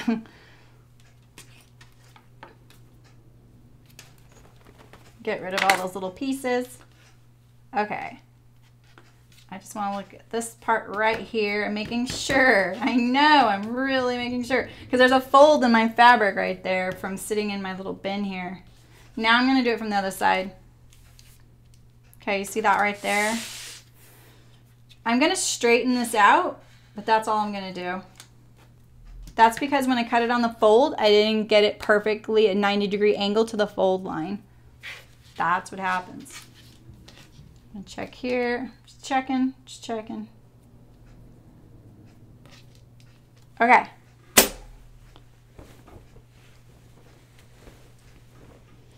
I think I'm gonna stay stitch my neckline. And I'm gonna do that so it doesn't get stretched out. Rayon doesn't get stretched out as bad as other things. I'm still getting used to having a heel lift. I love having a heel lift so that when I lift my presser foot, I'm pushing back on my heels. My old one was my knee. I would move my knee to the right side, and that's what would push up my presser foot. So I'm still getting used to that. And that's why you hear it go clack, clack, because it's like I'm trying to find the sweet spot of how where its touchiness is. If I push it too hard, it'll back tack. If I had the back tack on, it would back tack, cut the thread, and then lift the presser foot so I can pull out the work. Mine just cuts the thread, lifts the presser foot and the needle, and then I can do something else. And so sometimes I will accidentally press too hard and it's spitting out my work, and I'm like, no, no, no, no, I need the needle to stay there. Okay. So I'm trying to keep the fabric as relaxed as possible while I'm putting this stay stitch in. The reason you do a stay stitch is to maintain the shape of the neckline. When you see necklines gap around the right here, like if this were ripply or gapping, it's because this is all on the bias. It is at an angle to the grain line of the fabric, and it has a tendency to want to stretch out, especially this linen. Like I stay stitched the heck out of this. And I would be the first to cut that corner. I'm not gonna lie. But on a neckline, it's just not worth it. You'll be unhappy. So I'm gonna do the back. I think the back's a little overkill. I'm just gonna do it to make it easier to sew. Because having that stitch there, it just gives it a little more body, and it wants to behave a little bit better. Okay. Remember, I do it from the inside like I just showed you. All right, let's put this bad boy on. I think I'm going to, yeah, sew it from the facing side. So I'm going to do all my points, my shoulder seams, pull out that pin, line up my shoulder seam, do that.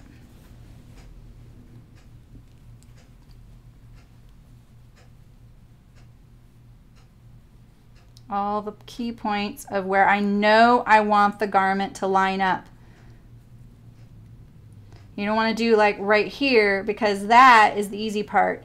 What is hard is getting your target points to line up. So my V, the V is the critical thing in this garment. And I'm really disappointed that the seam allowance does this. You see that? It's at an angle. Like this is 90 degrees to the V. Not the greatest, because now I'm gonna have trouble catching it into the seam, and I could have a raw edge there. And if I had thought about that when I was cutting it out, it probably would have made a shape there. So I'm trying to keep this as relaxed and straight as possible, and then I'm going to pin this straight into that. And get rid of this pin. I'm getting rid of some of these pins so that they're not in between, and that the ball of my pin doesn't get stuck down here. Like your home machine, that hole is a lot bigger, and this ball can get stuck there and cause havoc. It will happen at some point, and it's a little scary because you don't know what's happening and why it's doing that. And it can also be dangerous as well, and frustrating. It's just plain old frustrating. All right, so I'm gonna take this one. I'm actually gonna take this like this.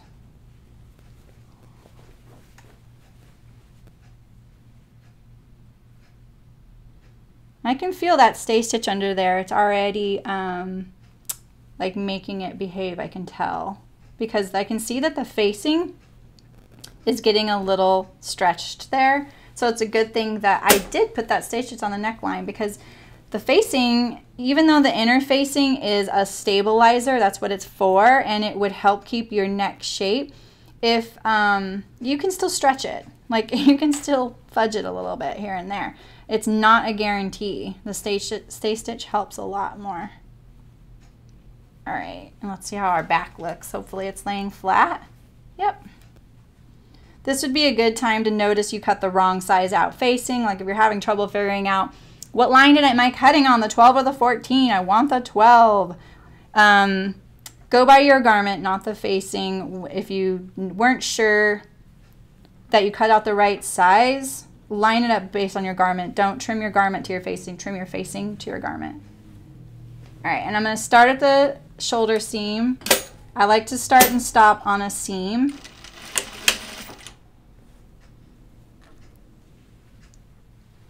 Sewing from the inside of my circle like I always do.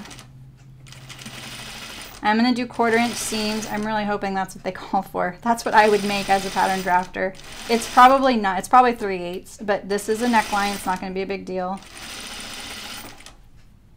It would if you were doing other things that were sewing to it, or you wanted it to be a little more open.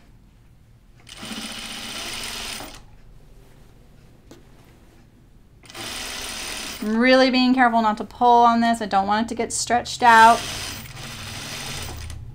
because I don't want that gapping.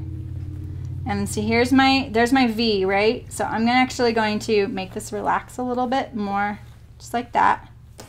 Because this is when your V looks crooked, is when you don't make sure that you get to the center. So I can feel, here's my seam. Remember my center front seam there?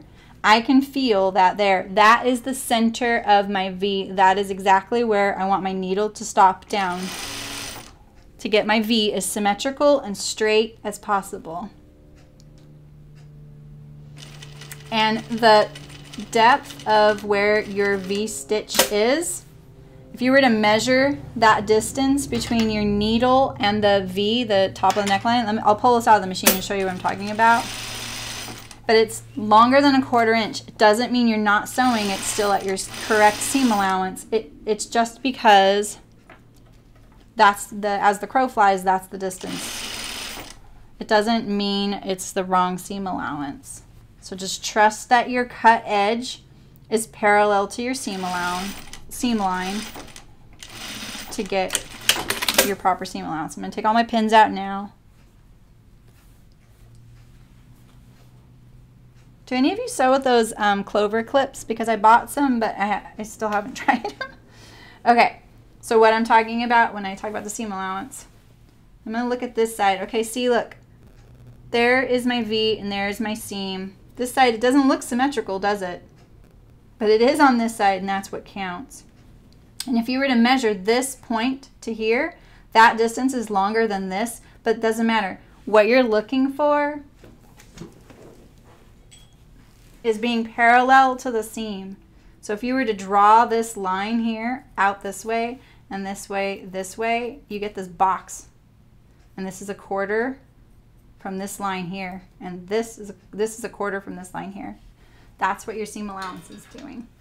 Now we're gonna clip, because we want our V to turn nice and sharp, right? And then around the curves, the straight edge doesn't really need it, but around the curves, I'm gonna clip into my seam, or my seam allowance, I mean, not into my seam. And you guys remember why we do this, right? So that your facing lays as flat as possible. Super important. If you did not do this, you're gonna get a lot of problems, and you'll figure it out. As soon as you turn it to the right side, you'll be like, oh, I forgot to clip. It just won't let you go any further, because this edge measures differently than the edge that it's gonna fold onto right here, which is 1/4 away from that. Okay. All right. So I think that the next step is to sew this down like that. I'm going to turn my dress right side out so that I can keep sewing from the inside circle. Should we look at our V to make sure that we're liking how it's shaping up? So here's my facing. And let's see if I clipped it well. I actually don't like that. I'm gonna sew it a little bit. I'm gonna sew it from this side. I'm gonna try and get that V a little bit right on that seam. Like that. And then I'm going to be really careful. I'm gonna cut a little closer. Like that. See how that looks.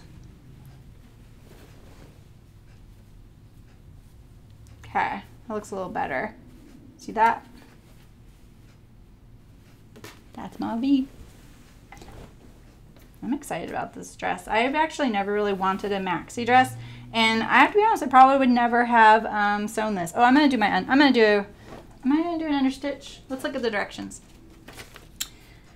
So yeah, I can't see a top stitch on there, so they definitely understitched it. And see that stitching line? Can you see that? I don't have autofocus on, so it's not going to catch that, but there is a stitch line there. We're making this one right here. So that's the flat sketch, and that is for me the key thing on a pattern. That's the thing I look at. I never closely look at the garment on the cover. I always look at that sketch because it is the engineering sketch. It shows you exactly where all the seam lines are, where the top stitching should be, and where you you know, where all the components are. And so I find that to be the most helpful. And if a pattern doesn't have it on the outside, I am really disappointed, and I will open it up to see it. So when I get to the V, the seam allowance is going to want to, there's a big notch in it, see? There's my seam allowance. Can you see that? See, there's my seam allowance. There's a big notch in it. So, you see, this is a perfect example. That fabric is not a chunk I cut out, right? It's just a slit. It's a perfect example of how different the edge that it's sewing to or laying against is different measurement than it. That is why you get pulling and buckling and stuff like that. And I'm going to make sure that I stitch it down. And there's like a few stitches where there's no fabric under my needle right now, and that sometimes causes some issues, but you just got to kind of work around them.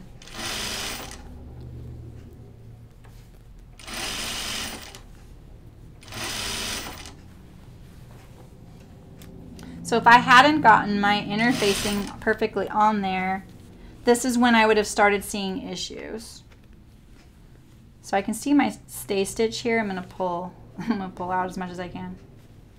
Actually, I'm going to do it with my awl.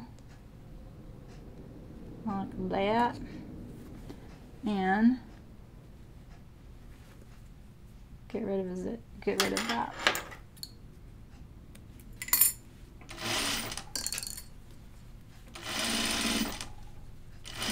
Yeah, so I don't feel like maxi dresses are like great for my silhouette. I'm very hourglass, and I feel like maxi dresses, I think really it's just an optical illusion. I picture them on really tall, slender women and shapes, but I have seen some fantastic caftans, these Charlie caftans, on a variety of shapes, and they look gorgeous on all of them. And so, and this is in my subscription box, so I'm like, I'm going for it, you know, like I'm up for whatever this subscription box brings me. There are 3 different garments in each one, and I am signed up for the heavyweight one. So heavyweight meaning I think it's the bigger project of all 3. So I could always change to one of the other ones if I really didn't like it. So there's my V. This is when I think like the print can give you an optical illusion of what's happening there, and I don't like that. Like I saw it on my waist too. I thought there was like a line of stitches that wasn't really there, and I kept trying to get rid of it, and it was just a curve of one of the plants, and I just like, I had to stop looking at it. Okay, so I'm gonna look at the directions and see if they really turn in under all of that amount when they top stitch the neckline, because it seems like a lot. So they press along the edge, and they top stitch about 1 inch away, but they're really, what they're doing is they're edge stitching along the hem of the facing edge. Yeah, so that's a lot to turn under to make it 1 inch. Like 1 inch is, this is 1 inch. So that means I'd be trimming that, or folding all that under there. And I feel like the reason that you're doing that is so that you have some stability of your facing. So, wee woo, wee woo. Tricky sewing ahead. Okay, let's trim this right here, because this curve is going to be lots of fun to do that with.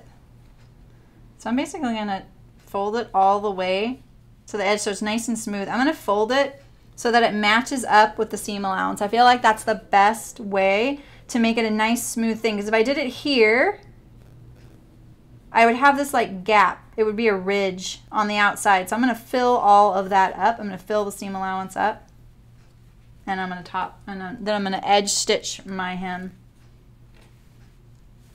What do you guys think? You think that's a good plan? So yeah, I know they said 1 inch. They didn't actually say to turn under that amount, but that's okay. I'm gonna do this because I think this is what they're calling for. And maybe it's because I used a smaller seam allowance on the neckline.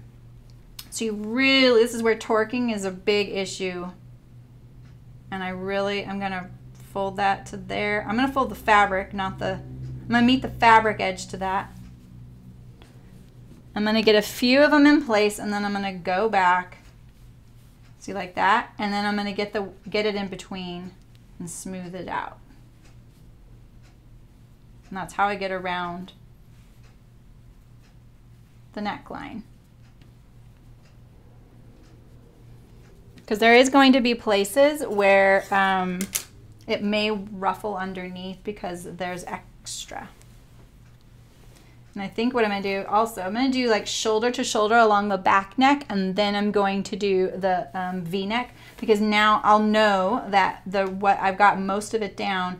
All that's left is the neck to behave and the front V-neck to behave. It takes out a lot of the guesswork. So I get the stuff I know I want my back neck to do this. And I can always adjust that later. I may have to make that shoulder seam go to the front or go to the back a little bit. But I'm going to get all of this sorted out before I do the front V and take out most of the guesswork of it. Like I said, I'm folding this.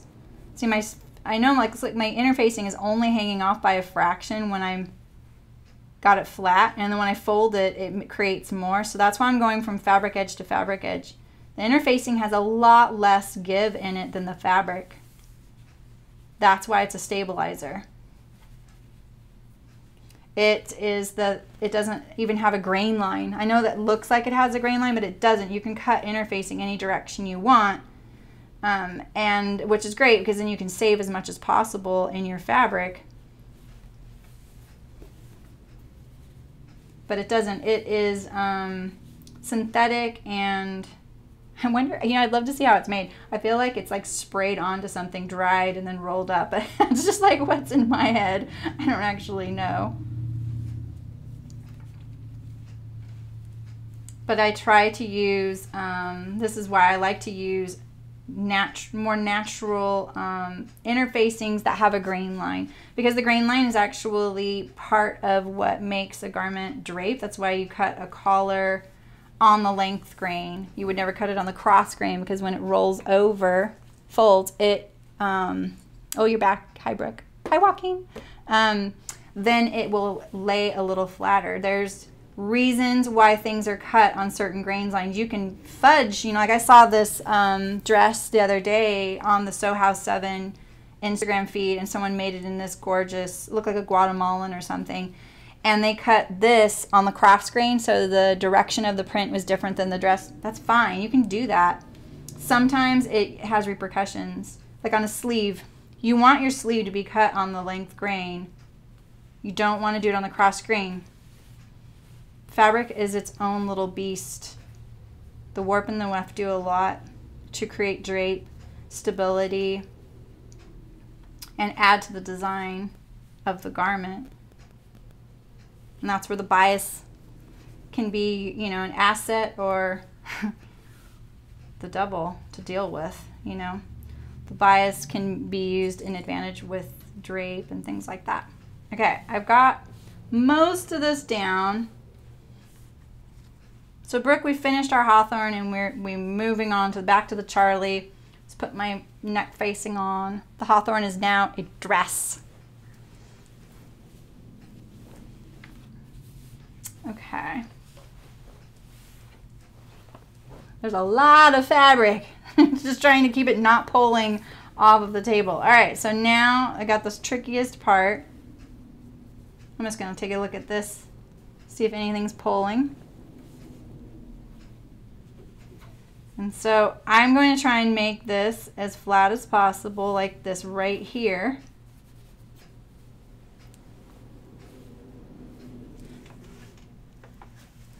I actually think this might be helpful. Let's see. Yeah.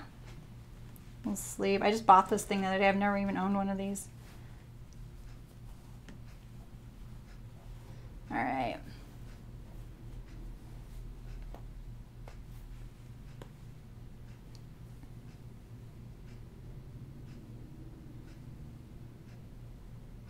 I'm going to try that first. I'm actually just going to pin it like that and then see.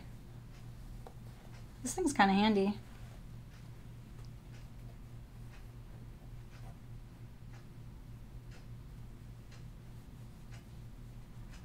Okay.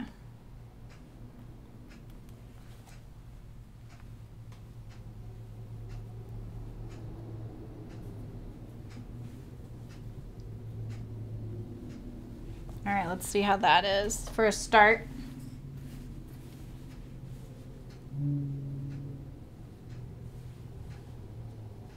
This is boring. I'm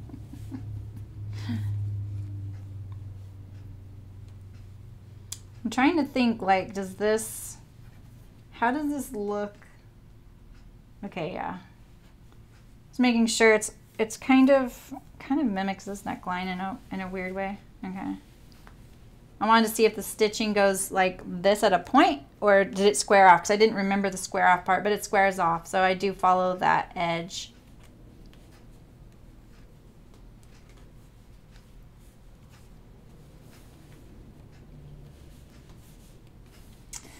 So when I have something like this and the stitching's going to show on the outside and I really want it to be dead perfect, I sometimes will sew it from the right side.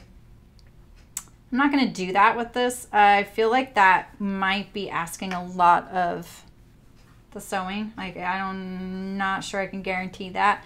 I'm just going to hope that my bobbin thread looks good and I don't have any other issues. So I like the way that, see, I feel like that's really deep from there and not symmetrical at all. So now let me look at it from this way. Whoa, the pins are pokey. Why would you say sorry? I like that Joaquin is here. Joaquin, today's the day we go to Hogwarts. You know that, right? It's September 1st. All students need to get on the train later on today.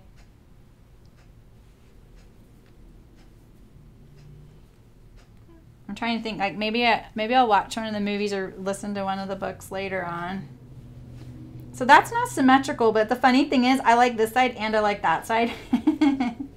So I gotta decide what I'm gonna do here.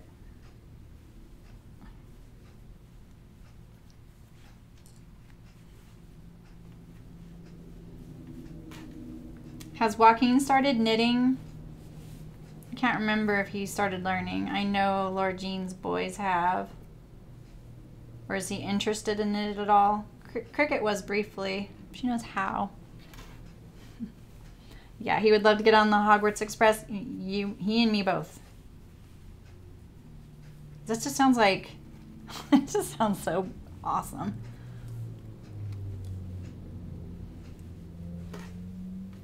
All right.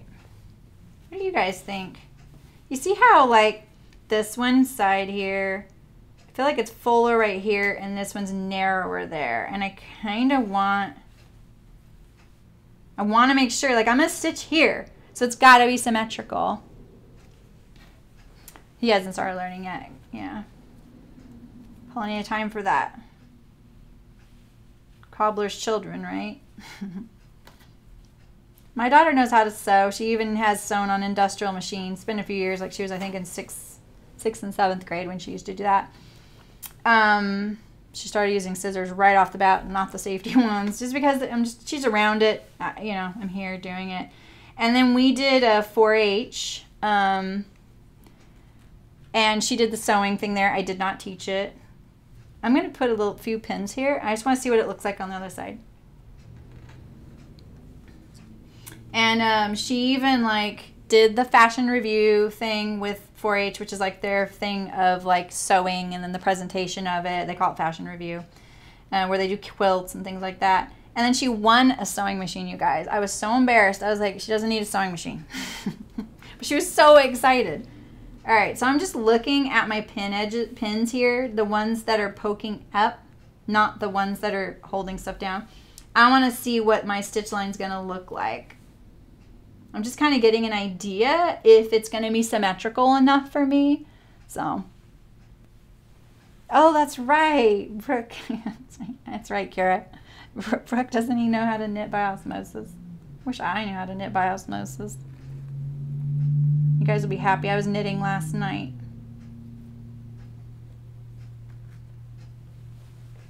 Okay, let's do it. You know me, I'm like, let's just do it. Anytime there's something like terrible in my world that I have to deal with, I'm not considering this terrible, but you know what I mean. I get to a point where I'm like, bring it on. I just got to get this over with. I just want to do it. And sometimes I just got to do that to see what I'm dealing with. This is the back, right? Yeah, all of a sudden that looked like a V. See, I got that little, I don't have enough pins in it to smooth that out, but I'm going to start here and go this direction, and then I will smooth that out when I get there. So, putting all the weight of the garment on the table so it's not pulling down and like fighting me. And now this is another way for me to make sure that all of this is smooth enough. And I'm going to keep an eye on this edge and the seam, like what the seam line says it is, so that it's as parallel as possible. Because I may not sew right on the edge of the fabric just because I want the outside to be as parallel going all the way around as possible, and I would rather do that than have my stitching on the edge. I know, because this is so wide underneath, remember I have all this huge seam allowance going all the way to here. I know it's catching it, so I'm not worried that it's going to come undone. I'm more concerned with it being as parallel as possible and looking the greatest on the outside, because that's what I'm going to see all the time. And I even see like some of my outer front garment is actually rolling to the inside. I'm going to leave that because I feel like that's partly because that's what it wanted to do, to lay flat. I'm going to respect that. Rayon, I just said rayon. Rayon is a kind of a tricky fabric that way, but it's also great that way too. Okay, I didn't know I was on the front. That's funny. I thought I started on the back, the other shoulder. So here we are. We're just kind of in it to win it. And it doesn't look symmetrical because the seam allowance is pushed in one direction as well. Oh yeah, he wants to do a how-to knitting YouTube channel. I would watch that.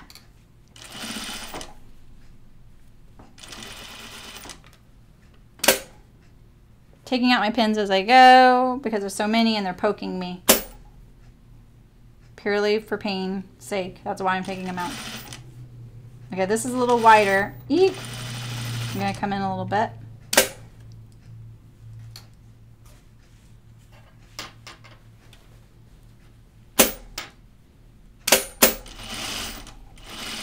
See, the other reason I'm not a big fan of Pellon is, see the outer fabric, the one that's showing to the world, it has all this drape and this give. And I just made the facing not have the drape and the give. And so sometimes I feel like it fights that outer fabric to lay as nicely. And so what I typically do, like this is what I get asked. They're like, well, if you don't use Pellon, what do you use? A lot of times I use the same fabric for my facings. I just use another layer of that because it is exactly the same weight. I know it's going to drape nicely and it still offers that stability I'm looking for. It doesn't always work, but it does for most of the time.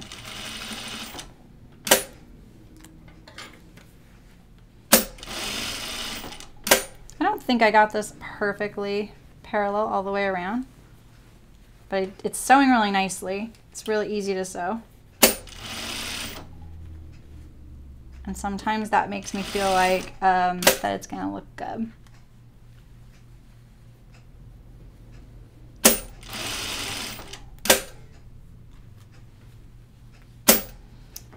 So the reason I'm really making sure it's flat also is that I'm most likely going to get some torquing on the outside. And I just want to minimize that as much as possible because that really is what makes your facing not look very good and not very professional. Now that I'm meeting my starting point, I especially wonder because that's when sometimes you get it. But at least it's on the back and on the shoulder. This is why you never start something tricky front and center. You start it on the back. Okay, you guys, let me think. Let's see. It's so long. Okay.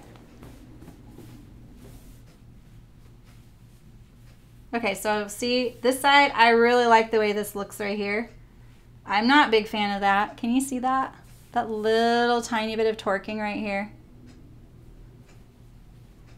So here's my dilemma. Do I leave it? Or do I take it out and stitch it from here to here? But then I'd have a back stitch right there. What do you guys think?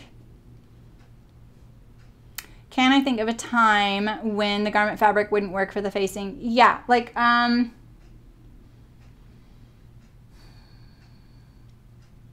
almost just rattled off chiffon or something like that, but chiffon is its own beast. And I feel like that's a case-by-case thing.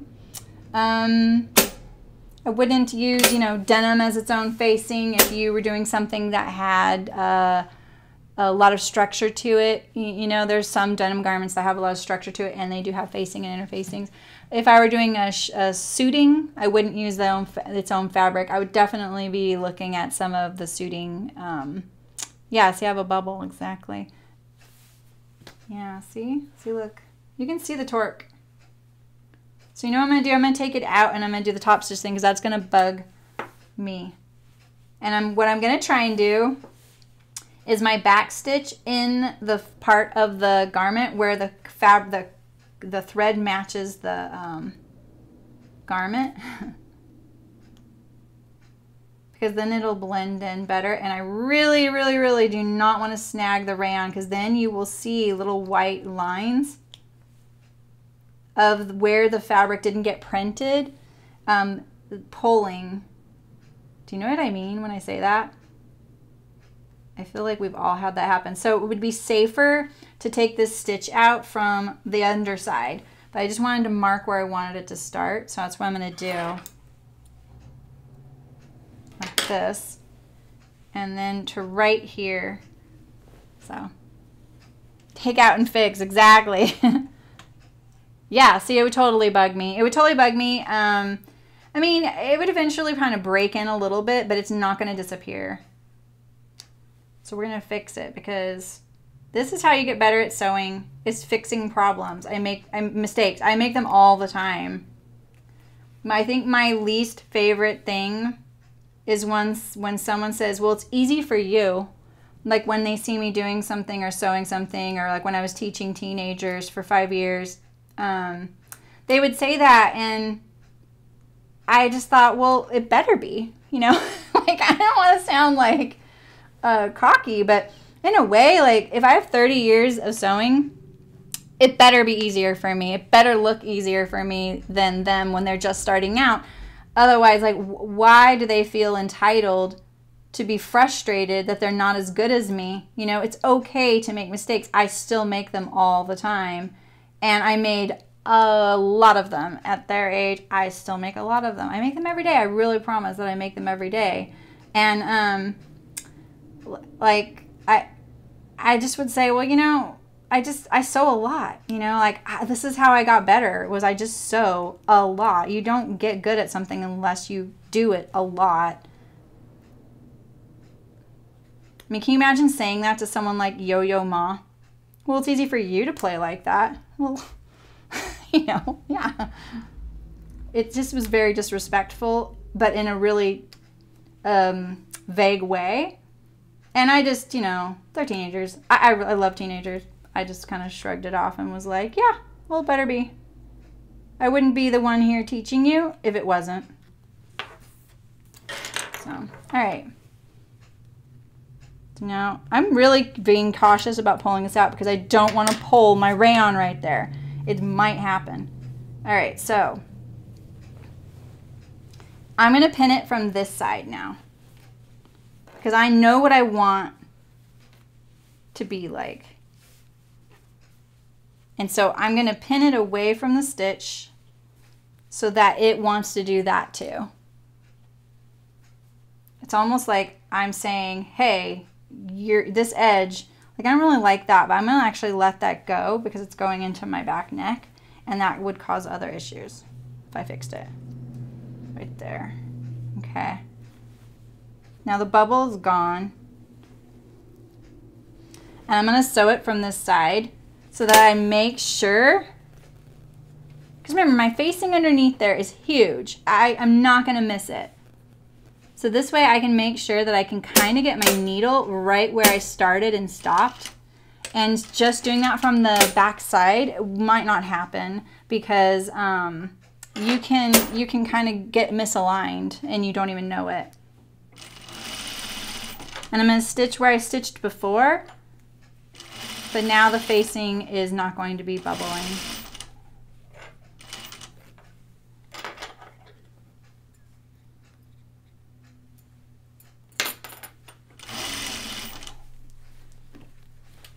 Thanks for making me fix it, guys.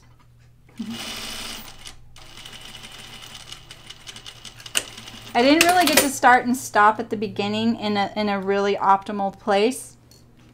But let's see how, do we really notice it? Oh, but you see, look, that is happening. See the, right there, it wants to pull the rayon and make that white stripe. Okay. That's better. Yeah. See it? Woohoo! Okay. Pocket time. Pocket time is the right time. I'm gonna get a drink of water, you guys. Just a second.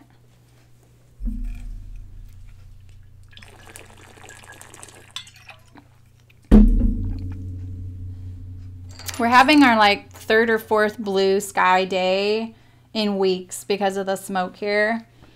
It's so nice. It's like cooling off at night. The mornings are nice and cool. My husband brought me hot coffee a couple days ago for the first time, and I was like, oh, hot coffee, not iced, you know, like it's getting cooler. But seeing the blue sky again is just so nice and such a relief. The fires have just been so terrible, and it's just so nice because like a lot of our summers here are lost to fire. Even if it's not in our area, like directly, it still affects us, and it is really stressful. So let me see here. There, you see these notches? That's my pocket alignment, I'm pretty sure. Let me make sure there's not another one. I felt like there was one other one. And that seems like a really big opening. Like a really big spot. Yeah, but that's it. Yeah, that's my pocket. There's notches on, I left the notches on my pocket. So firstly, you want to sew I'm not going to do a French seam on this edge right here. It's the best entertainment. Really? They're finally blue there too, huh, Brooke? Yeah. You guys have been hit so hard. I just can't believe it. No, no, no, no. My camera can't do that again. Did you see that? It did it. I don't know what that is. You guys have to shout at me and tell me that it's doing it. Okay, so I'm going to start at my little notch right here. I see that video. Do you guys see it? Oh, yeah, yeah, yeah.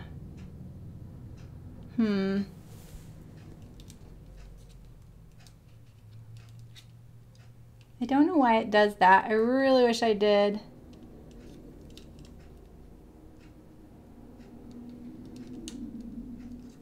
Anyone out there, a camera? See, this is the offering I need to make to the tech goddess. I just don't know why it does that. It's the Charlie Caftan. I think it's cursed.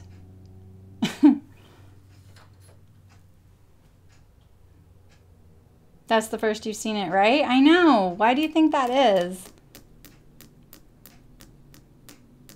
Well, I am at that 2-hour mark, but I really wanted to finish this. But now it's, yeah, it's not stopping, you guys. And see, it's not me, it's just the machine camera.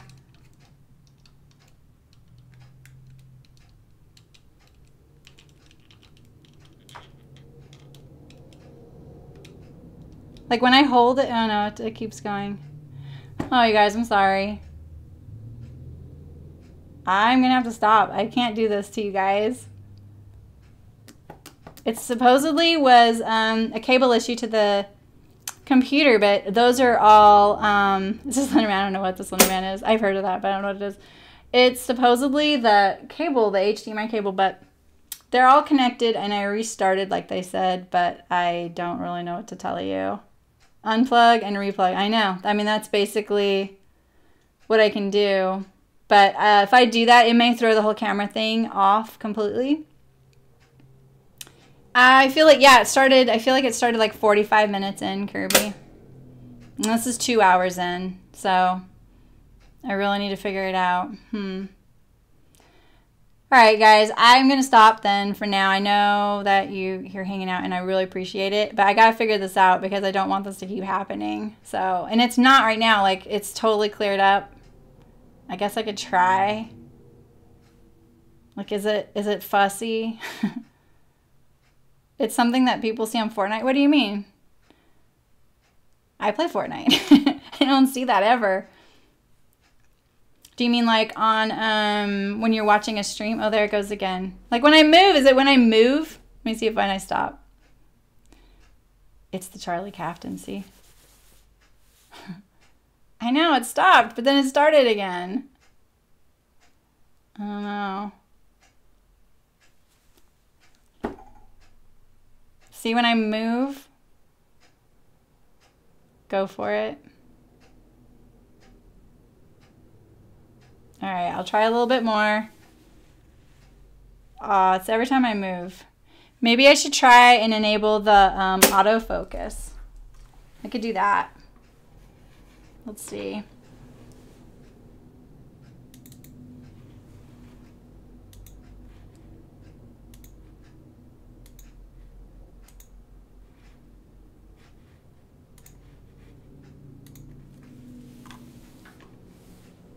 See, what autofocus does is, I feel like it can kind of make you a little bit dizzy. But let's try that. And Slenderman is an internet urban legend. Oh, it's not I thought it was a movie. Slenderman's not a movie. I just always thought people were referencing a movie. I had to adjust the camera angle there. That's why it moved a lot. I can't see when it's happening when I'm looking down. Okay.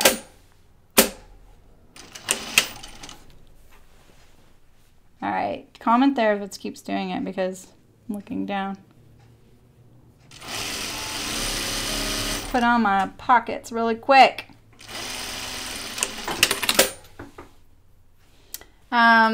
This is just too big for me. Well, I'm gonna leave it. I'm gonna leave it. I'm not gonna change everything. What do you guys think? Oh, really? You have work? Huh. It is now. What do you mean? See the autofocus? It is doing it. See why I don't do autofocus? What do you mean, Kirby? It is now. What is before? Oh, it is a movie now. Okay, good. I thought you meant my camera was doing that again. I'm paranoid. Can you tell I'm a little paranoid? Brooke, did you guys watch the summer skirmish last night? The Fortnite summer skirmish they had? It was so amazing because the way they showed it was that so when you saw the players in the game, usually they show you from the player's perspective and their screen, but you can't see anyone else on the map, right? And this the way they showed it was that you could see where every person was on the map if they panned out. It was really cool. So you could see where enemy was to the person you were watching, and they couldn't. And so it was really cool when you're like, oh my gosh, there's like 3 people in a near each other, one of them above the others, and one sneaking up on someone else. It was just really cool. I didn't watch the whole thing, but I did watch quite a bit of it. And the commentators were both streamers that I like to watch. They're clever, they're funny, they're really into the game. So yeah, so every Friday night, and sometimes right now on Saturdays as well, they have the Fortnite tournaments happening. And right now it happens to be PAX, which I think is like maybe like a gaming convention. I don't really know. And so they had a really big event at PAX happening where they've had Friday Night Fortnite, which another streamer put on. Sorry about the autofocus, you guys, but it seems like that's cleared up the issue. I don't know if it really did or if it's just a placebo effect. Maybe if I keep something in the frame, I'll keep something in the frame so that it has something to focus on all the time. Maybe that'll help. Yeah, so one streamer started Friday Night Fortnite, which was really fun. Yeah, on Twitch. And then Fortnite, because Fortnite earmarked something like $2 million in prize money for this year alone for people. And so the streamers and pro players and non-pro players were all kind of chomping at the bit, and they get invited to play on these tournaments, and like each one is set up totally different on how they can win money. It's by eliminations or points or winning and stuff like that. And the commentators are really good at explaining like how and why and stuff they get the money, or how they get money. Like, you can go for a win over getting kills, and you win something different. You know, it's pretty cool. All right, so we're doing our front seams on our pocket. I don't remember. Did we do this on the other one? Can I do this? Yeah, but today, so most of them have been like $250,000, which is like life-changing for some of these streamers. They don't win that much. They win like portions of it. It's like spread out amongst a lot of winners. But at PAX, it's like one person's going to win like $225,000. There's going to be an overall winner, so they're pretty excited about it. I have to think about this. Wait. This is going to work, right? I know I'm the expert. But you know, I feel like that's it. I know what it is. I have to like stitch these all the way down. That's what it is.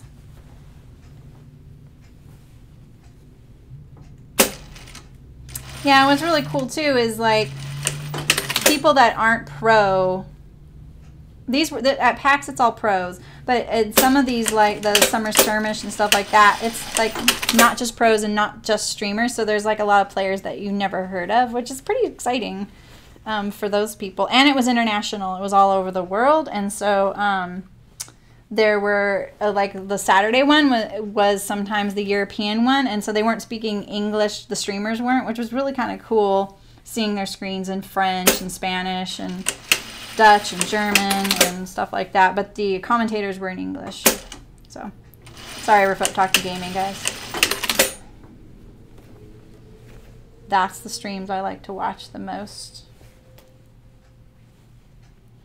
All right, I'm going to try this again. What do you guys think of the autofocus? Is it driving you crazy? Drives me crazy when I watch it. Okay. I feel like I'm doing something wrong, but I don't know what it is yet, so I've got to sew it in order to figure it out. That's just how I work sometimes.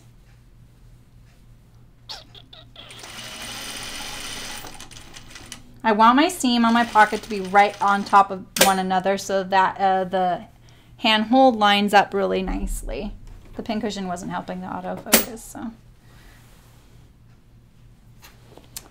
This pattern does come with pockets, so I'm just doing their prescribed pockets.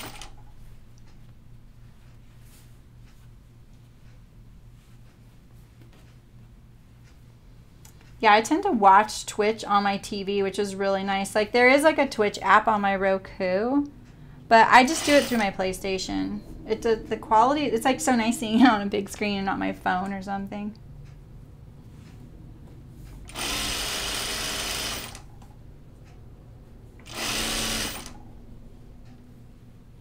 Oh, thanks, Brooke.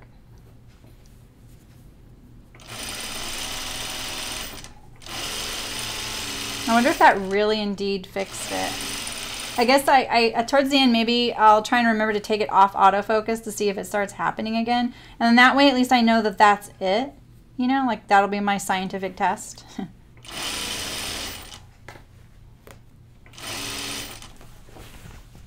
Oof, this is a long seam. So this dress has vents, which are like side slits. That's what I call vent. Sorry if I use that term. I forget that that's not common to call them vents. So it has side slits on the side seams. Pretty saucy, and it makes it a lot easier to walk when you have vents. It looks nice too, of course. But like when you see a short skirt, you absolutely have to have a vent, otherwise you can't walk upstairs. That's why they mostly put them, not to make them sexier. It just does make them sexier.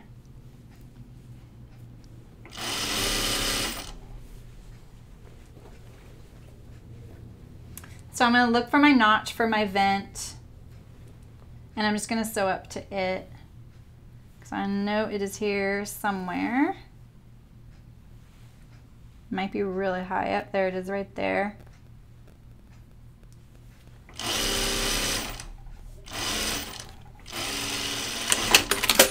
Okay. I'm only going to do one side so that I know I'm doing this correctly first. And now I'm just going to kind of look at it and see if I'm doing this right. French seam on the side seam pocket. I know I'm getting confused. Okay, so if I did that. And I did that. Yeah, that's it. I need to trim. I need to clip this. That's what it is. I knew there's something funny there. I'm going to make sure that I'm not clipping my fabric underneath. You know, Brooke, that Fortnite has 2 games. You know, Save the World is not, it is multiplayer, but it doesn't have to be. And you're not going after other people. You're actually just like building and looting and farming and doing little challenges and killing zombies. You don't have to play the multiplayer intense battle royale one that everyone likes right now, which is super intense. Okay, I'm going to trim my seam before I sew it, but I'm going to sew my other one first. So, what did I just fix? Oh, what I did was I clipped the, so my pocket right here, this right here, when it goes to the inside to sew the, sorry, it's such a huge dress. Let me see. I'll show you. If I keep track of it, it'll be easier. I clipped the pocket right here, and I'll show you why. So when I'm going to go around the side seam, I know this looks really confusing. I'm not explaining it because I'm distracted a little bit because of the camera and stuff like that.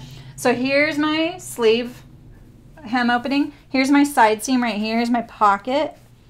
And so when I go my second pass through on the French seam and I come down here, I'm going to have to make sure that what I'm going to do is I'm going to probably stitch here to here, and then I'm going to continue my perimeter here, but I'm going to need to clip. I have to clip this one too so that it hangs free. Right now it's bunching up, so I'm just clipping this right here. This, it's because we're doing French seams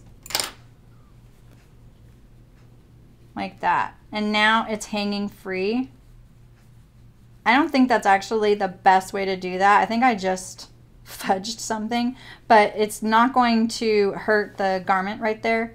I just wanted it to be hanging free because it was binding up right there. See, it was binding up right here too. And this is the first one I did. I clipped it. And it's still kind of binding up, so I need to look at that. This is what I'm wondering, is sewing French. I feel like there's something different you do when you sew French seams on a side seam pocket, and I'm just trying to remember what that is. as I'm sewing it right now. Because I think I could have done it a little bit differently. Because I still need to sew around this edge, and right now it won't lay flat. See that? I feel like that's why I didn't need to sew all the way to the bottom. In fact, I'm just going to take this out and see what happens. I want it to relax, and I want to see what it's going to take to get it to do that. I can always add the stitching back.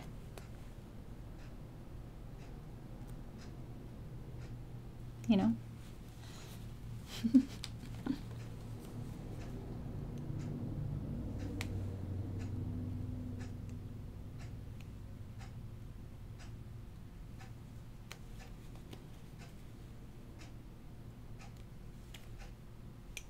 Okay. Let's see, can I tell yet? Can I tell yet? I figured this out a long time ago, and now I just can't remember what the little trick is. I don't even think it's a trick. I think it's just an order of operations, because I probably should have looked up. So like, I don't like that right there. See right there, right there. It may be that it just is an optical illusion. But yeah, see this right here, that is just too tight. And I think it's because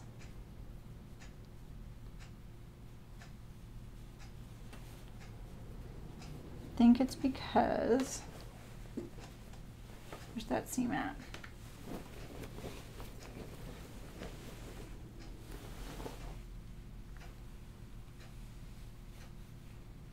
I think it's just that it's not sewn there yet.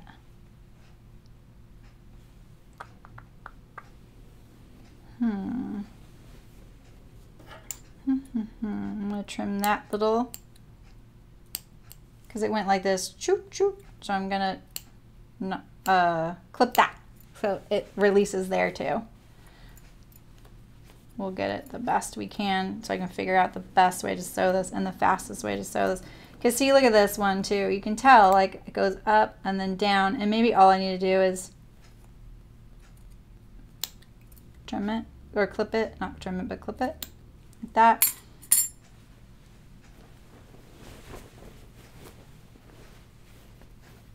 All in the name of not using a serger. Hear ye. Yeah, it's already hanging better right there. Like that.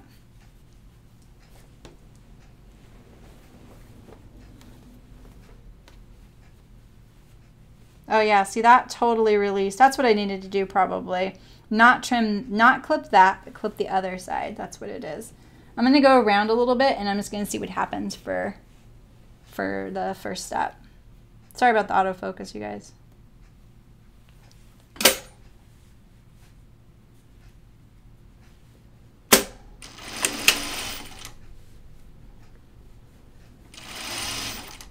Go away, thread. Where did you come from?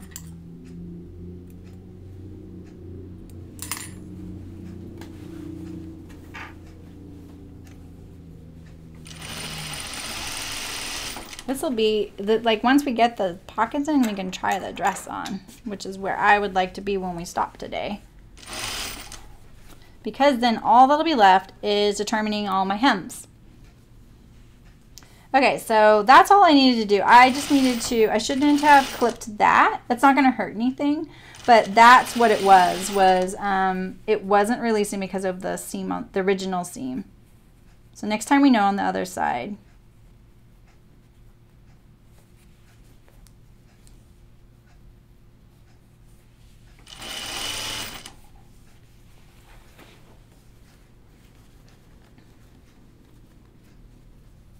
Okay.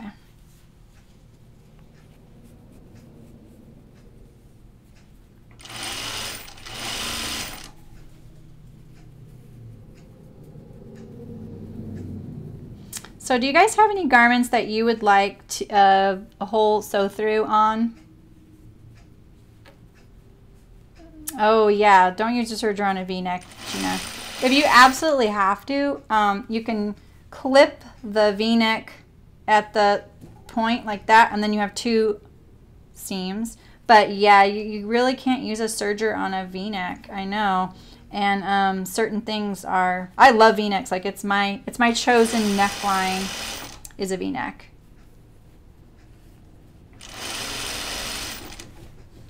And you're trying to use your serger, because it's faster, right? It trims, it finishes, and it sews your seam if you have it set up for that, all in one step, which is so nice. I totally agree, especially on knits. I mean, you can sew knits with a regular machine. That was how it was done. Sergers have only been around for a short amount of time, considering how long we've been sewing. But so have knits. Knits are a relatively new invention as well.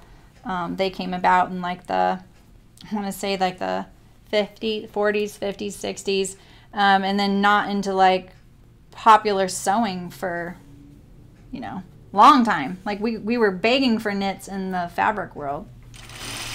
They were very few and far between. All right, here we go. Just making sure, getting my pocket all lined up because I wouldn't want the front to be longer than the back.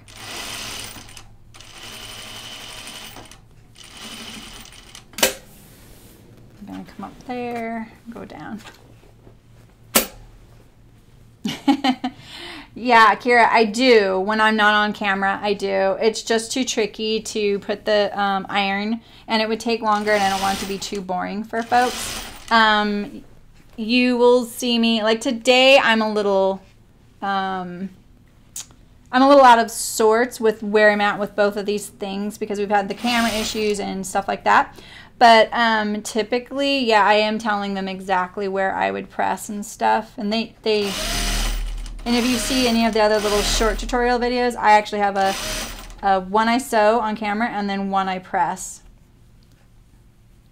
And then I have like 2 sewn, and then I just bring the pressed one onto the camera like it was always there. All right, I'm going to leave this right here. I'm going to fix this later.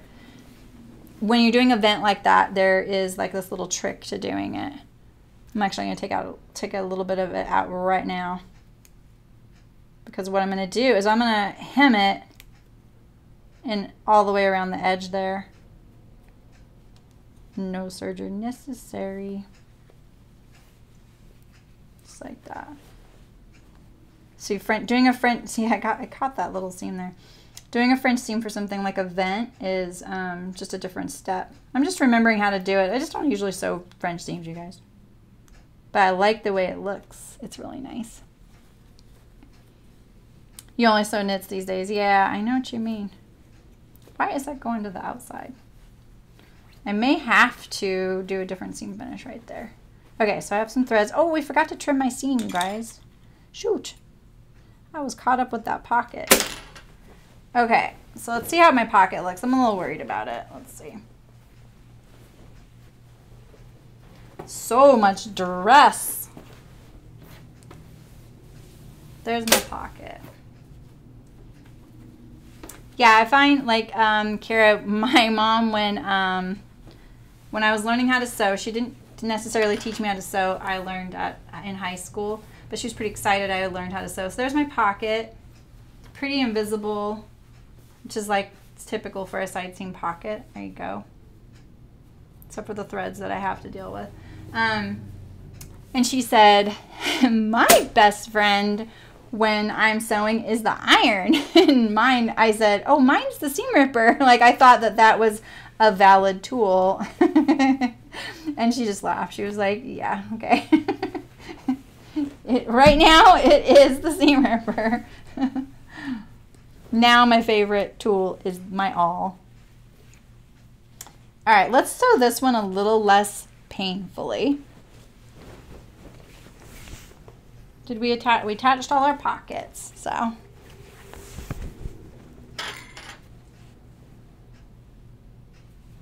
gonna sew these all the way up, not between the notches. Now I know. I mean, this is the thing, is like, I feel like that's what I'm trying to remember. This is pockets like this, not to insult them because we love pockets, right?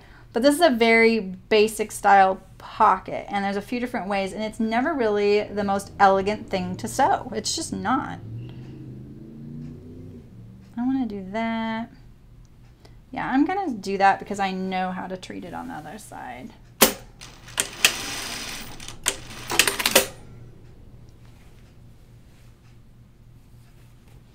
Yeah, actually I was looking at a different ironing setup yesterday, because at my local fabric store, they have these really cool wool felt mats, and they, then it would just be this like felt pad that you can iron onto.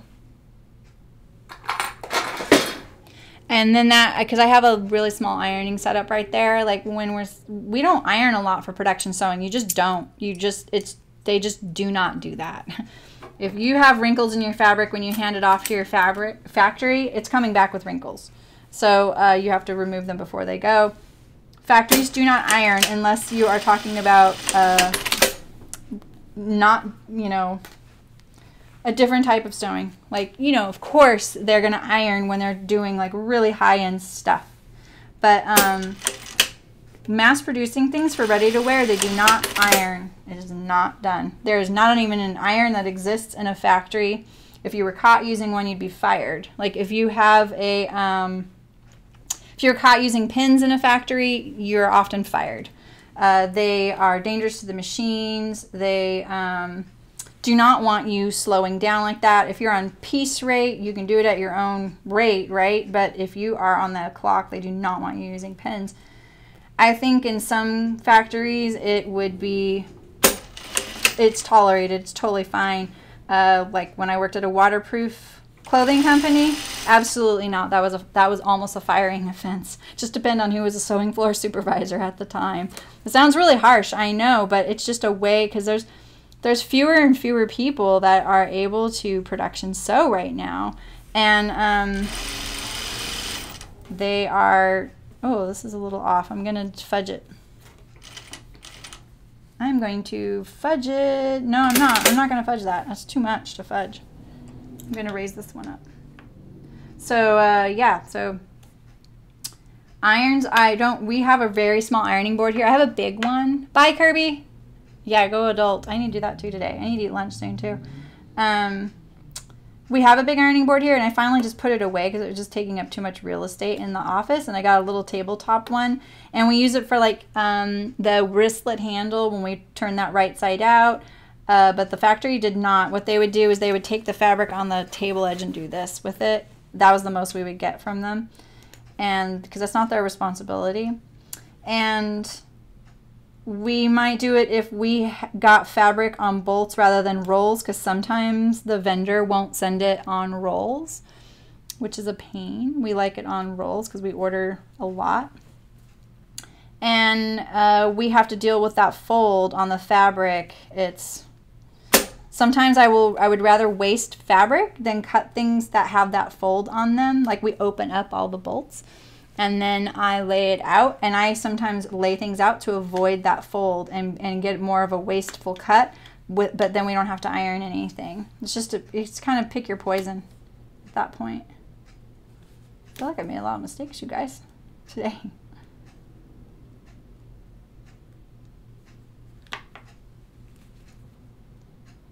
Ooh, it's so thready. This is how rayon usually looks. I think because this is another interesting thing, is like when you have a pattern piece that's directly cut on the grain, the fabric can be a little bit threadier like this. So if this were on the bias, like that neckline V, that didn't have any fraying because there's just no fraying on the bias. The fabric is not going to do that. This is a little harder to take out because remember I back tacked twice. Twice on top of each other, and then at the end as well. There we go. But yeah, if you guys got to get going, it's fine. I'm gonna finish sewing this pocket and the side seam, and then I will sign off and let you guys get back to what you're doing today. But yeah, if there's other patterns you guys want me to sew completely start to finish, I think I'm going to do an Astra by Colette, but I don't think that one's really on people's radar. I'm just going to do it because it's a really quick, fun thing, and I wouldn't mind another one. I might do a Grain Line Archer, which is a pretty involved shirt. Maybe you do it in like 2 parts. And I think on camera with you guys, I'll probably sew some Burnside bibs, which are overalls. And let's see, I'm going to do a shorter a mini Charlie Caftan, but with the gathered waist panel. And I'll do that start to finish on a separate video. And then I was thinking about doing something from Sprout, which is the pattern printing service through Spoonflower. Have any of you guys used it? Because I have. I love it. It's expensive, but I love the possibilities. It's really fun. So I'm gonna do something like that as well. All right, let's line up my pocket a little better, like this.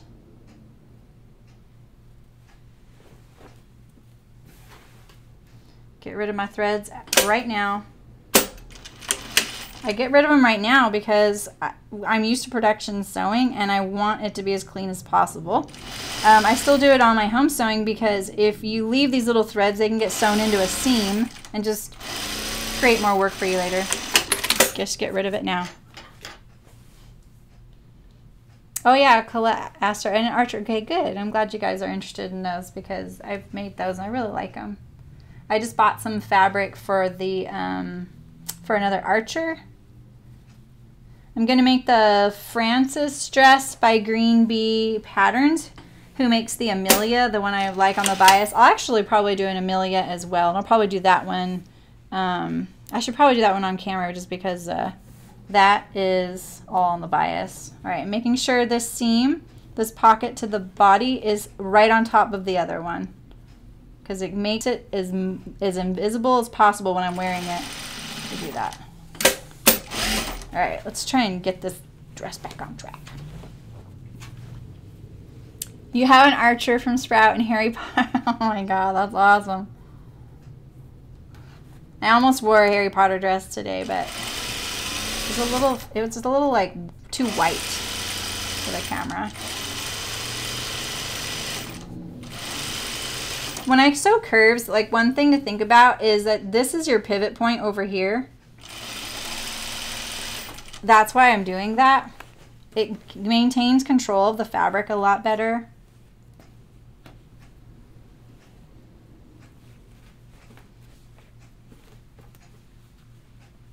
Pushing my seams that way.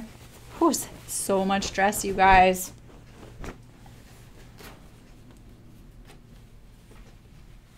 I've worked places where they have extensions on the tables for really big products. I actually one time applied at a place that made, I don't know if they made I think they made parachutes.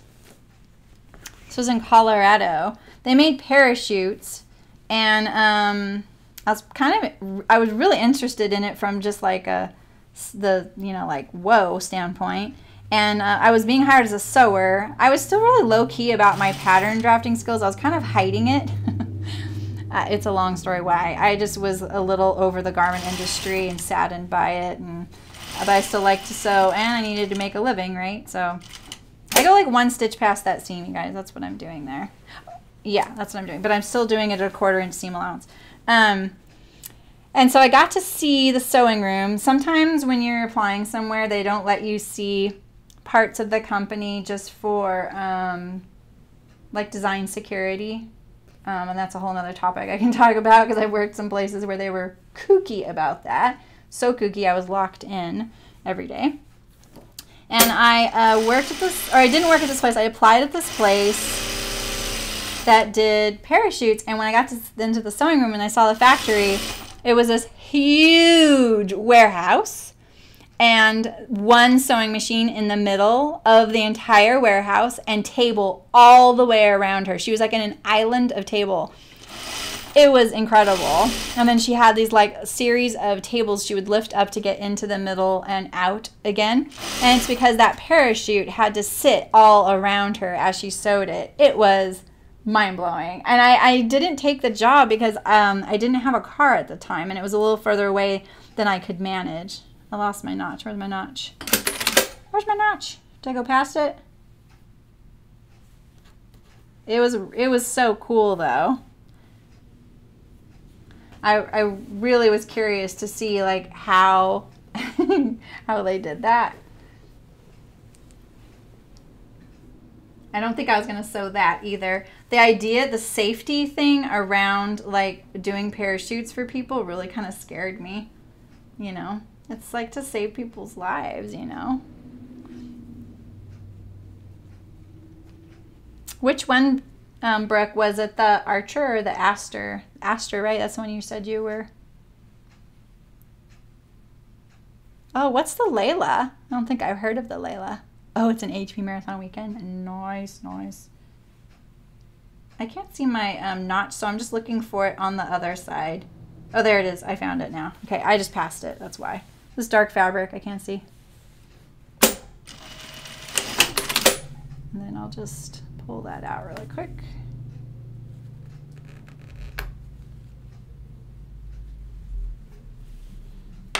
Did the tester not go well, or what happened with your tester, Brooke? Oh yeah, exactly. You figured you. I know. Like sometimes we do all of our changes on a on the actual garment and not the pattern, right? And then you're like, wait, what do I want that to be? I'm getting better about just making my notes immediately after doing it. This time we're trimming. See, I got eager last time. I wanted to see if I knew exactly what steps to do, and so I turned it, and then I forgot to do this. I'm gonna like slit that right now.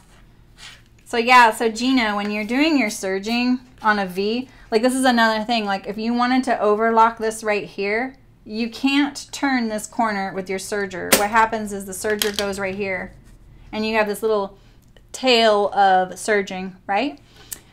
So you have to clip it first, and then what you do is you go around, serge off there, and then start back up again right here.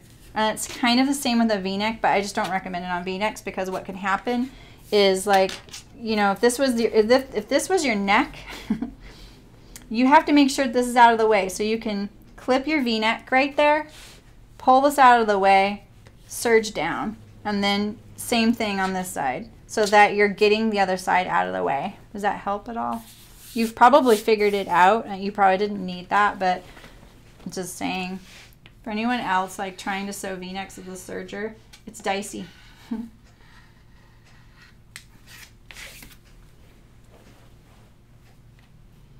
And I wore the you-know-what out of it, but I made it at Marie's, and I can't remember what changes I ended up making.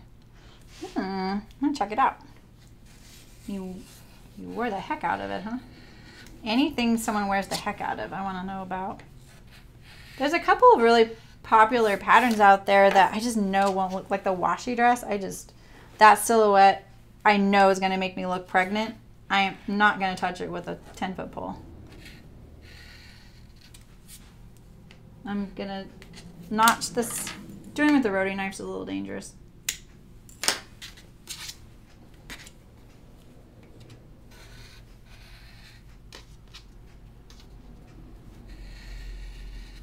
This blade is so sharp. I'm loving it.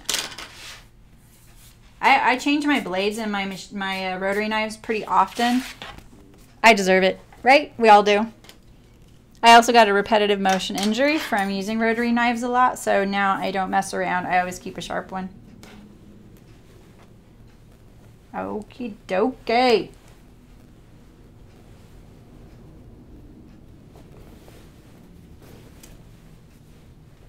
All right, you guys, this is my last seam today.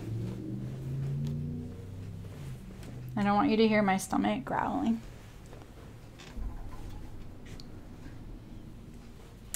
Yeah, exactly. You definitely make the V-necks on your machine. I'm waiting for the autofocus to calm down there. All right, you guys, I'm going to take the autofocus off. Do you mind me experimenting on you? Sorry. I'm going to take the autofocus off, and I'm going to see if we get that same issue. If you saw what I had to like use for video, I'm so in over my head, you guys. I really need someone that knows that. Yeah, exactly, Gina. I know. I know. Trust me. I'm busty and sway-backed and I have a belly. I look pregnant anyway. I'm actually the same weight I was the day I had my daughter, so that doesn't help. And then I just found this Instagram account. I'm pretty sure it's called So Over 50, so as an SEW. And I really like it. It's like all about sewing when you're over 50. I'm not over 50, I know that, but I still find it interesting what people are interested in talking about and what the issues are that, you know, that they're talking about. So why didn't that release right there? We clipped that one. We clipped that one. Right. Make sure.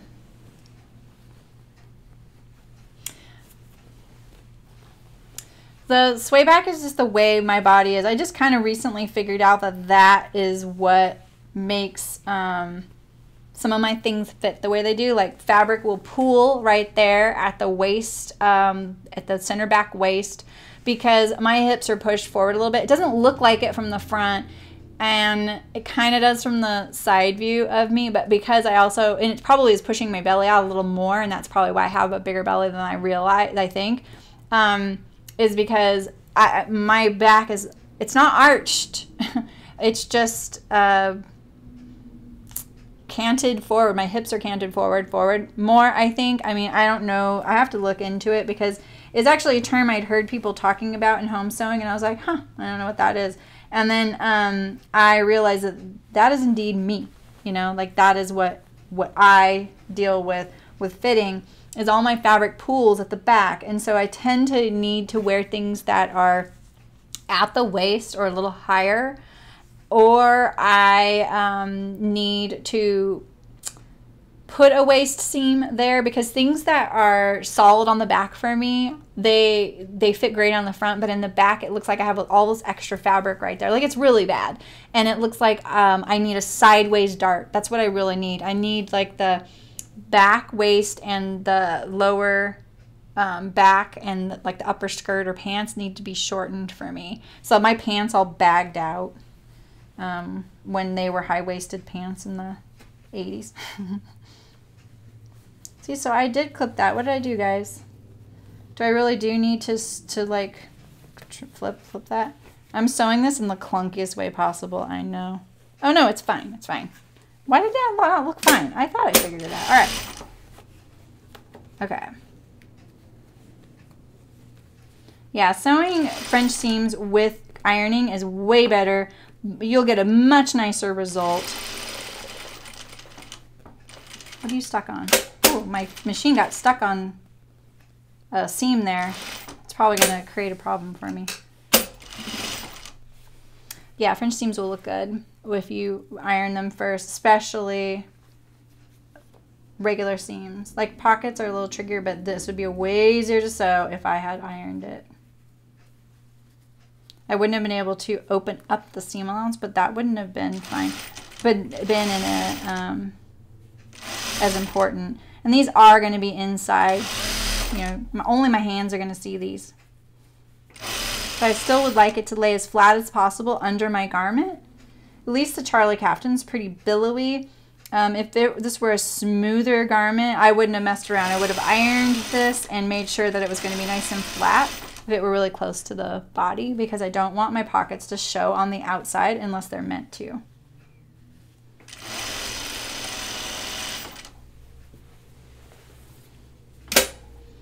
And yeah, I did not finish this edge here. I don't think it's necessary. You totally can. Most people would. I think half and half, you know. That would be a good spot to overlock or zigzag. Zigzagging is a viable way to finish your edges. You just want to stop any raveling from happening. That's all you're doing when you're finishing your edges, is so that your fabric doesn't unravel to the point where you lose your seam, like it unravels that far. And I have seen that. It's not a myth. I'm not really liking the way this is looking right here. Oh, it's just a shadow. Oh my gosh. That's a shadow. I know that's not right. Wait. I need to come in further. But it is just a shadow. That's so funny. This print fakes me out a little bit.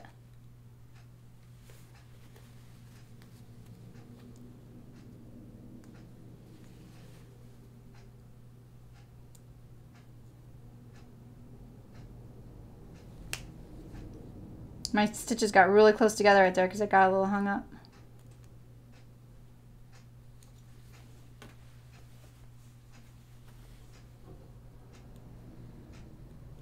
There we go. Just looking for that one to release, you know?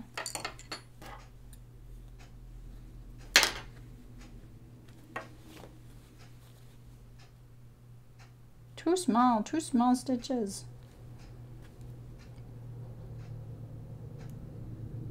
Just don't want to snag my rayon, otherwise I'll get that weird white line in the, because the print will be misaligned, you know what I mean? There we go, got it. Let's try this again.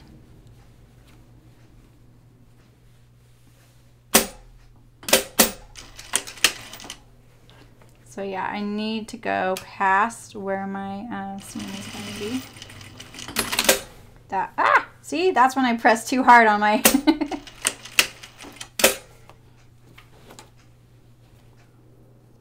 I'm going to go back and reinforce that spot now.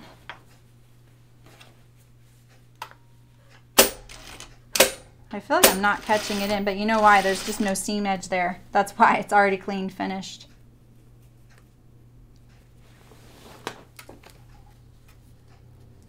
So has the video been okay, you guys? Has it been doing that thing? When I took the autofocus off, it looks like, I can't tell if it's not bright enough. I'm watching, like on my screen, it's pretty bright. But on my, where I'm watching the chat, it's a little dull, but I think it's because it's my laptop, and when it's plugged in, it does that, you know?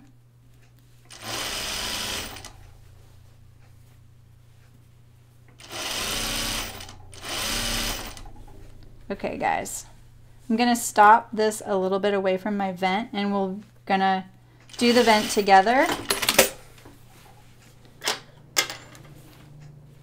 I'm gonna check out, oh, actually, I'm gonna reinforce this little spot where I accidentally cut my thread and make it continue. Oh, I did it again. See, I can't press that hard. I hope I don't have to take this out. It's gonna be really hard. Okay, there we go. That shadow there is freaking me out. It looks like it's buckling. That's so funny. Okay.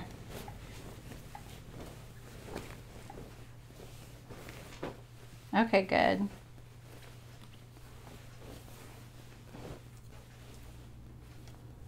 Phew. We made it through my pockets, except for all the threads. All right, guys. I will try this on. Let you know how it goes. I'm pretty excited to try it on. It's been fine after you took it off. Yeah, see? I gotta figure that out. Maybe it's like a, see, the thing is, it's not a upload speed for the internet because it's happening on my monitor before it even gets to you. So I know what it is. I don't know what it is. If anyone knows, let me know. Okay, so here's my Charlie Caftan so far.